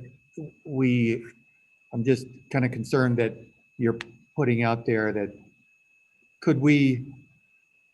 why don't we just go with the original thing you said, Councilor Sheldon, if you agree that we would agree to this HOA requirement prior to final plat, and just put it at that. Leave it at that. Okay, I think you're tying your hands a little bit more than a little bit less there. Agreed. But the problem is that final plat will be a consummation of a lot of things. And it's a good time to converge and settle these matters. I guess that's the advantage we have at that point in time. And ideally, that's the best time for us to sell as well. So that's what I'm anticipating. Well, let's go with your suggestion then, Councilor. And now that I think about it, we'll go with conveyance will be the trigger point. We'll just leave it at that. Okay, very good. Then my motion stands. Okay. So we have a motion. We understand that at conveyance, it'll be an HOA either in Covington or a new HOA before conveyance of the property to a third party, which I think gives you more flexibility, Mr. Ferris, and that's a good. Okay. Is there a second? I have a second from Councilor Wheel. All right. Any further discussion? I'll just say, for the record, that I think that I'll be voting no on that. I don't think a four house HOA makes sense. So okay. I think the requirement is just, as we've discussed here, a little burdensome. Katie, even though chances are they likely end up annexing into. It should be their choice. That's just a too big brother for me. Some people don't like HOAs, don't want them. That's their choice. I don't know why we care, to be honest. That's my opinion. Yeah, Councilor Brown has the floor. Hold on a second. Councilor Brown has the floor, but she's not going to make a motion, right, to amend it. No, I'm not going to make a motion to amend it. Okay. I'm probably off on my own here, but that's fine. It just, when you ask for discussion, just wanted to let people know where I feel. I think it'll probably end up the same no matter what. I just don't feel that we need to require that. Okay. Any other discussion? Yes, I would echo Katie that I think it's an undue burden, and I would hope that the applicant and Covington would work together and end up with a final result that they become part of Covington. But I'm not comfortable enforcing them to create a new HOA. I have to echo that too. I don't think a 4% HOA, I don't think we should put that criteria on them. I just, maybe this is one of the few things that I've agreed with Councilor Brown, but this is, this, I don't want to put any more burden on what is going on here. And I don't want to say no, because I want this motion to pass and let Mr. Ferris go on and get on and move forward. But at the same time, I don't want to go ahead and I can agree to a HOA for 4 individual houses. And I cannot actually, even if it was 6 or 7, I just can't, I don't think it's right for me to force them as a councilman that make that a requirement. So that's all. Hey, Councilor Wheeler, do you have something more? Yes, I think part of the problem that, the opportunity in some respects is protecting Covington and giving them, hopefully an entree to doing it. But at the same time, I think we have examples in the city where we don't have HOAs and we have large and unattractive buildings that, greet people driving into the neighborhood. And I believe in HOA, thinking about it from overall Cherry Hills Village image and the aesthetic of the place, I think an HOA can help us avoid a repetition of that situation. So good for the community at large, as well as Covington, in my opinion.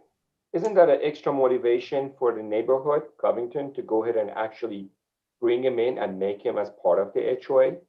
Well, but if you don't want to see that, let's just.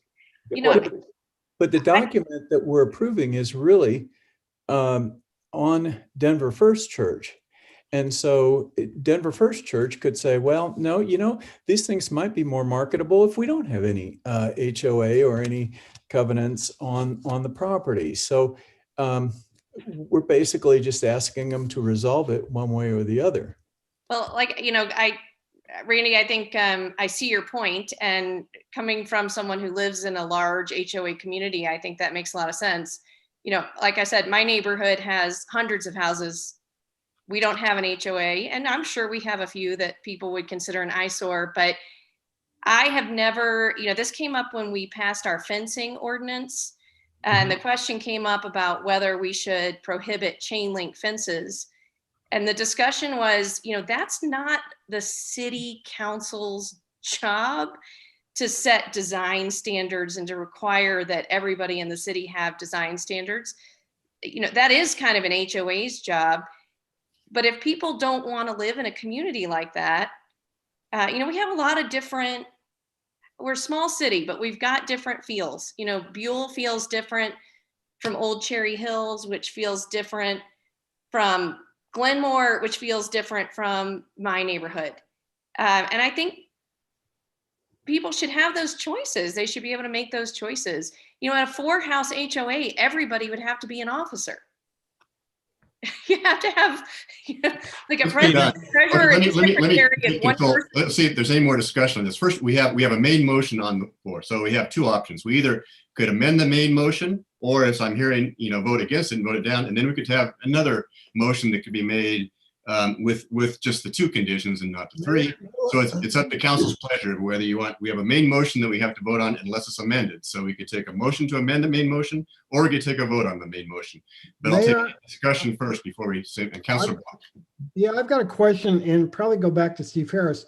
if we did this as drafted, who would be the declarant? Would it be the church or would it be somebody that you'd have to, could they be the declarant if they did not have title? That's my, I guess, legal question. Maybe Kathy can answer that. I don't have the information to answer that. Sometimes a lawyer has to say, I don't know. And now is one of those times. So I don't know. I'm a lawyer too, and I Randall would don't know, or if there's anyone else with expertise on this call to answer that. I don't know. The declarant has to own the property. Yeah, you're right. Yeah. Look, let me add one more little piece of contextual background here. I think 9 out of the last 10 subdivisions that I have processed, and for those of you who don't know, that's what I do for a living. The city or county has required that our property go into an HOA or into a metro district for this exact purpose, to prevent the pink and purple and ham radios and chicken coops and those kind of things. And it's just the way it is. And I don't know if it's the right way or the wrong way, but that is the way it is. And to me, this is an absolute no-brainer to require an HOA in a new subdivision. And I think it's great that they're working with Covington and that it looks like chances are it'll flow right into that subdivision. I think it absolutely should be annexed into that subdivision and be subject to their covenants. And that way you've got 40 homeowners or whatever it is in Covington that make up a 5-person board, Katie, instead of 4 people making up that entire board. But I think you have to have one way or the other. I think it's totally irresponsible to approve a subdivision in today's age doesn't have a set of covenants that talk about architectural guidelines. It's just irresponsible in my mind. Yeah, sorry. Any other discussion? No, I would just comment, Dan, living on the west side, we are not the land of HOAs. And so you do see a totally different feel. And I get your point about, because of the proximity to Covington, I would hope that that they would be part of Covington's HOA. And so I honestly, I struggle with it because it does make sense given that you're proximate to an HOA environment. Katie, I could see where you would say you got to have some basic guidelines and I hope that the end result is they'll become part of Covington. Well, like I said, ours doesn't have them. I don't think we don't have pink and purple houses. If people want to take their, $2 million Cherry Hills Village home and paint it purple and reduce the value to $800,000, I think that should be their choice.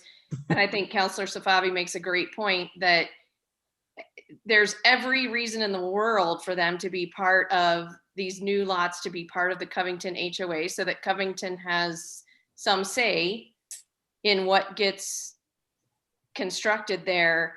But I got to be honest, I'm not a fan of the every house looks alike. That's not my personal preference.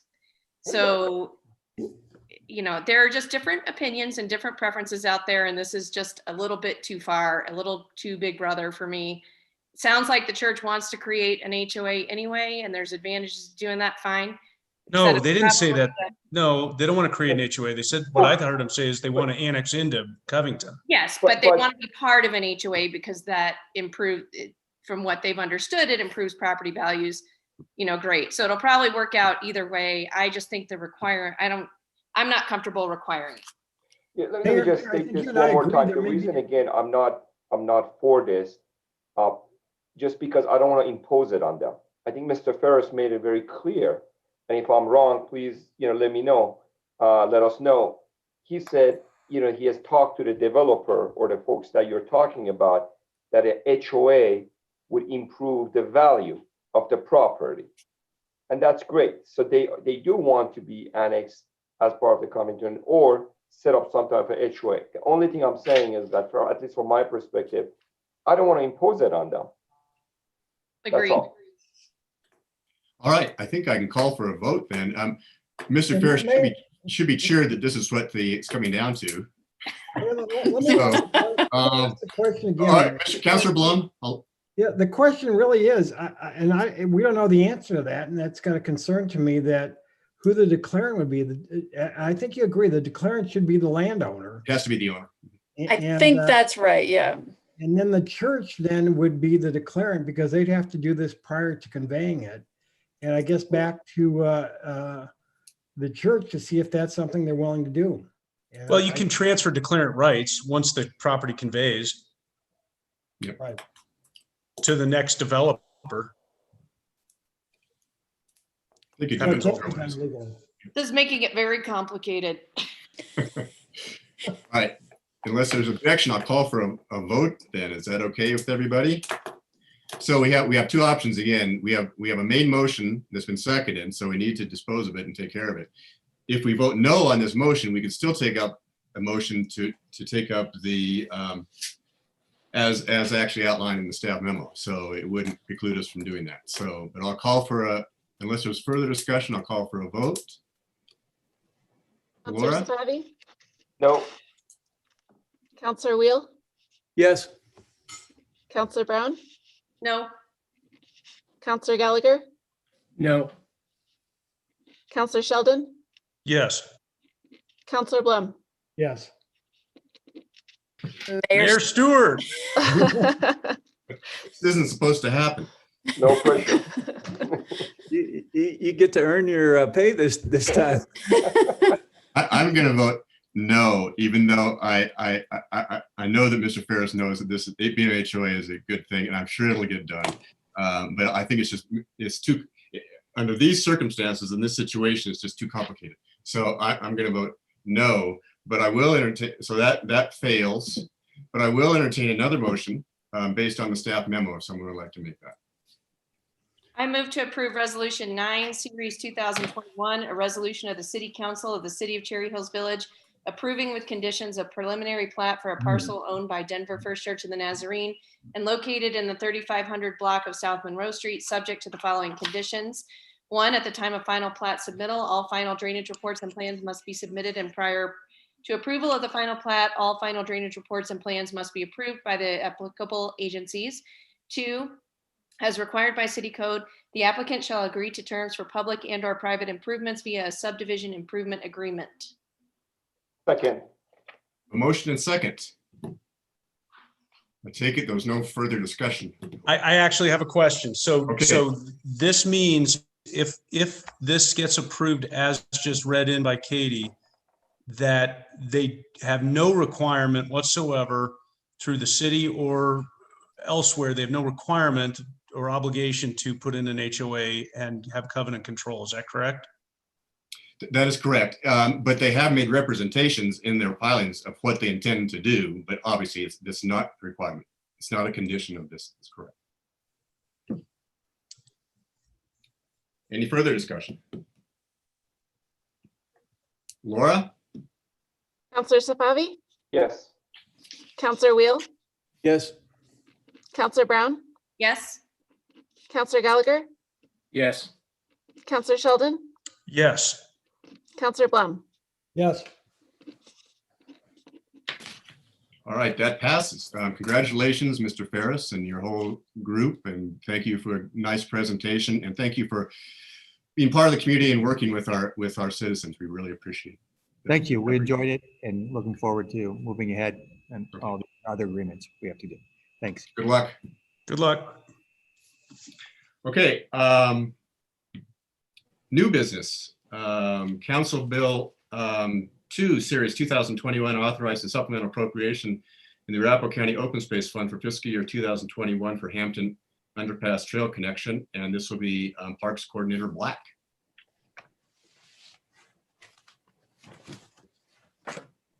Okay, good evening, everyone. Thank you. This is a request for supplemental appropriation for the Highline Canal Trail Connection project. As a reminder, this project involves installation of a new footbridge and an extension of the Highline Canal Trail to connect to the new underpass below Hamden. Okay, construction for this project was originally planned to begin in 2020. So costs were budgeted across 2020 and 2021. However, our timeline was dependent on the underpass installation project itself that the city of Denver was managing.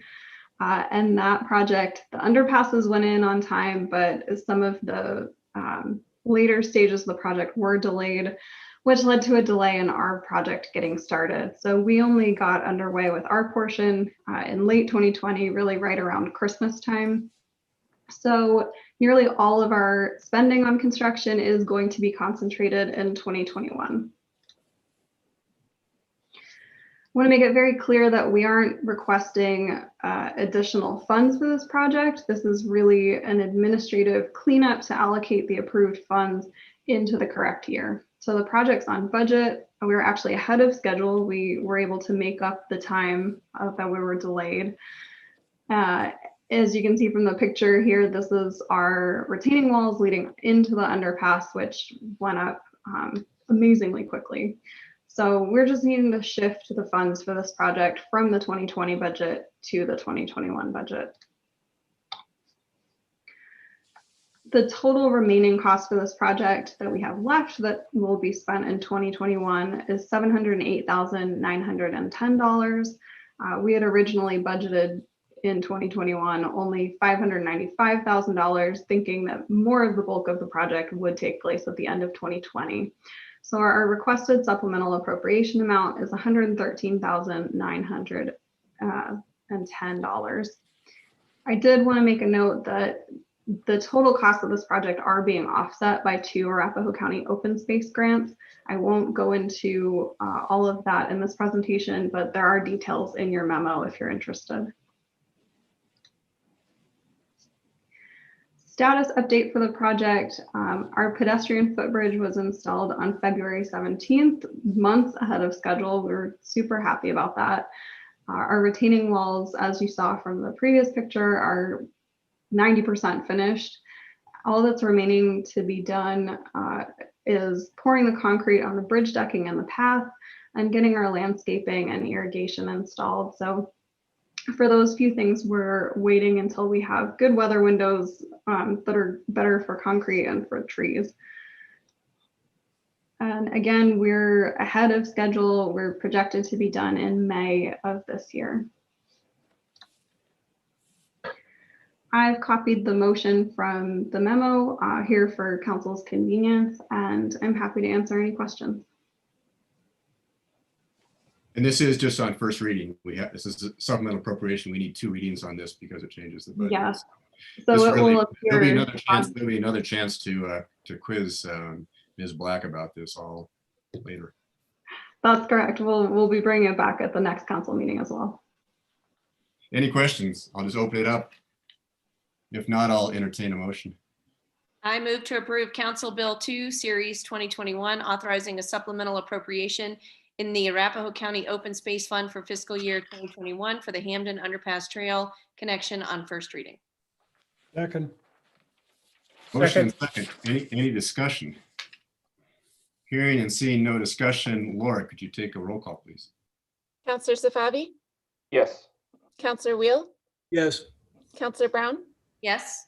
Counselor Gallagher? Yes. Counselor Sheldon? Yes. Counselor Blum? Yes. Okay, that passes. So it's getting late, but we'll move on to reports and I'll be very brief. February 19th, we had a meeting of the CML Executive Board and there's lots going on in the legislature and we approved everything the policy committee approved, but we did a lot more than that because there's so much going on. So I'll try to keep everybody informed of things will be affecting us, Cherry Hills Village, directly. On February 22nd, OSTAB had a meeting. I'm still a member for this district in OSTAB. I was appointed to a committee that's going to make recommendations to the Arapahoe County Commissioners on ballot initiatives extending the sales tax for open space. Our first meeting will be in April. It's a small committee of about 6 people. So that's coming. The intent is to see what the sales tax would be, whether it remained the same, how long it would be, and how it would be best to put on the ballot for November. If that's this November, Russell, does it expire? Right now, I think they'd like to put it on the ballot for this November. It doesn't expire until 2023. Okay. but they wanted to get it on soon and not be lost in the ballot next year. Finally, on the 25th, we had a meeting of the Metro Mayor's Caucus Transportation Subcommittee. There's a lot going on because the legislature is talking about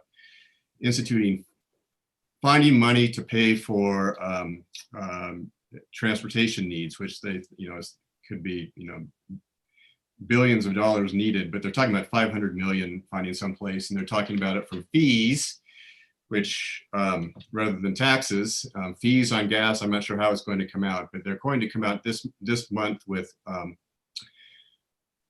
of an idea of where they're going to raise the revenue from, and then after that, they're going to talk about an allocation about how it's going to be spent. And right now, the Metro Mayors have agreed that the way this should be spent, and what we're advocating is that 75% of it be directed to the Metro Planning Organization. So that there's 5 of those in Colorado, Pueblo, Colorado Springs, Denver, and then a couple others. But it's where 85% of the people live. So the idea is if you're going to have a fee, it has to be related directly to what you're getting benefit for. Otherwise, it's a tax, right? So, you got to have some tie the fee or who's paying it to the benefits. And so that if you use that, that would be 75% to the Metro Planning Organizations. And we're in DRCOG, Randy sits on. So CDOT funding would be 50% of that. So what would happen was 75% of the new revenues would be for these entities, and then of that amount, 50% would be for CDOT initiatives, and so that they could take care of their 10-year plan and build out, which happens anyway because we always agree with CDOT. So if this legislation is passed, we'll see how it happens, and they're not going to go to the ballot. They're going to actually do it legislation and do it on fees, so they don't have to have a Tabor vote. If that happens, we could be getting some, Cherry Hills Village could be getting some money for road repair projects. It's possible. Well, we'll see. It's a long way away. It should be very controversial though when it comes out. We'll see. That's my report. Councilor reports. Councilor Blum. No report other than to say that I look forward to meetings with CRL and Katie, and then also meetings on Zayo. Looks like they're interested in talking again. So we look forward to that. Other than that, no report. Councilor Sheldon. Only report is that the undergrounding over here on the east side on Quincy, east side of the city on Quincy is picking back up, and things are moving along, even with a little bit of mud in the right of way. So Jay, thanks for moving that along. Councilor Gallagher. No report. Councilor Brown. No report. Councilor Wheel. You're on mute. Couple of quick things. DRCOG, the last meeting, there was announcement of Federal Surface Transportation Block Grant of $53 million dropping in December. And that helps accelerate several projects. None of them really all that close, but the ones that are closest are I-25 Broadway intersection and some Santa Fe improvements. The working session will be focused on greenhouse gas rulemaking and some preliminary ideas for amendments to the Metro Vision. I also had a to-do from last council meeting to check in with Steve Elkins on the BOAA slot. And I think after chatting with him a bit and also, well, exchanging emails to be specific with him a bit and chatting with a few others, I think what we decided to do was to go ahead and advertise the position to see what kind of interest we can generate on that. That's all I have. Thank you. Councilor Safavi. No report. City Manager. I know it's late, but I do have just a couple of reports. I will try and make them quick. First of all, this past week was we had some fairly enormous news regarding the cold case from 1981. And I'm going to ask the chief to provide some updates since the press conference that I know all of you are aware of. And but before we do that, I just want to take a moment to recognize the chief, the entire police department, the detective. What an amazing accomplishment. And, you know, I can't really express enough how thankful and proud I am of everything they've done. And it makes me proud to work in this community, helping residents in this way and helping the surviving family. So hats off, Chief. Second, we do have at a staff level a revised request for proposal for Quincy Farm. I know I have heard from a council. We have not received everybody, or we haven't received notice one way or the other about council members' red lines. I know that we have at least one council member who still wants to get some red lines in.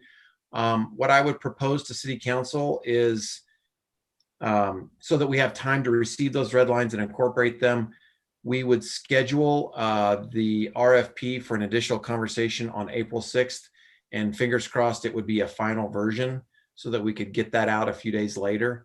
And so again, I think we're ready to go on our end. And so we would not want to do it at the very next council meeting, as we will have quite a few folks scheduled to speak, residents scheduled to speak due to e-bikes being on the agenda that night. So I think April 6th would be the best night to bring this back, but assuming everybody's okay, I'd like to add that to the schedule. Sounds good. Finally, I just want to thank my staff, Paul, Kathy, Randall. You know, these cases tonight, they were complicated and had a lot of moving pieces, and I think they handled it very well, and a lot went into it behind the scenes. And so I just want to thank them and congratulate them on the excellent work tonight. That's all I have. Very good. Staff. City Manager. Jay, do you have anything? I have no report tonight unless there's any questions. So I think the only other report would be for the chief.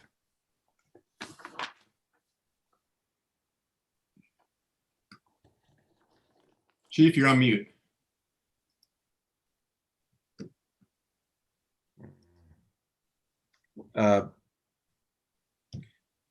Laura, what does she press on her phone to unmute? I believe it's *6. *6. There she goes. Oh, there she goes. Are we good now? Yeah, we're good. Okay, sorry about that.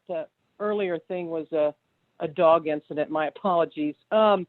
I just want to thank everybody again for the support. It was quite a week for the entire department last week.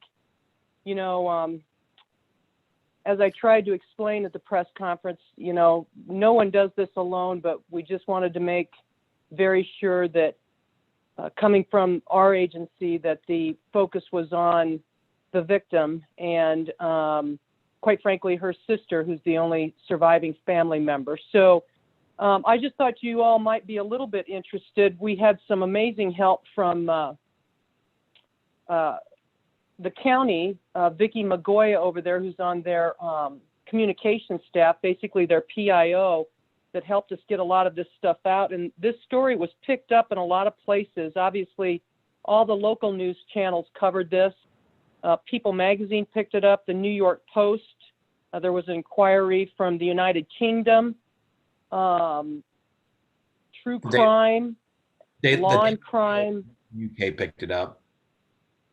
Inside Edition. I mean, it was picked up in a lot of places, but I guess I would tell you probably the thing that struck me the most is I received, I believe it was like 3 emails. I mentioned one in the press conference from two young women who were 8 and 10 at the time that remembered this case and sent me emails about how it had affected them at the time and quite frankly through their growing up. And then one of their moms also sent me an email about that they had looked over the years on the internet to see if anything had happened and how grateful they were that no one forgot Miss Quayle. So that was quite touching to me. And, again, having contact with her sister is something that I will never forget, and is probably one of the most, I don't know what the right word is. I get a little choked up dealing with something in your career. You don't get a chance to do this. And I'm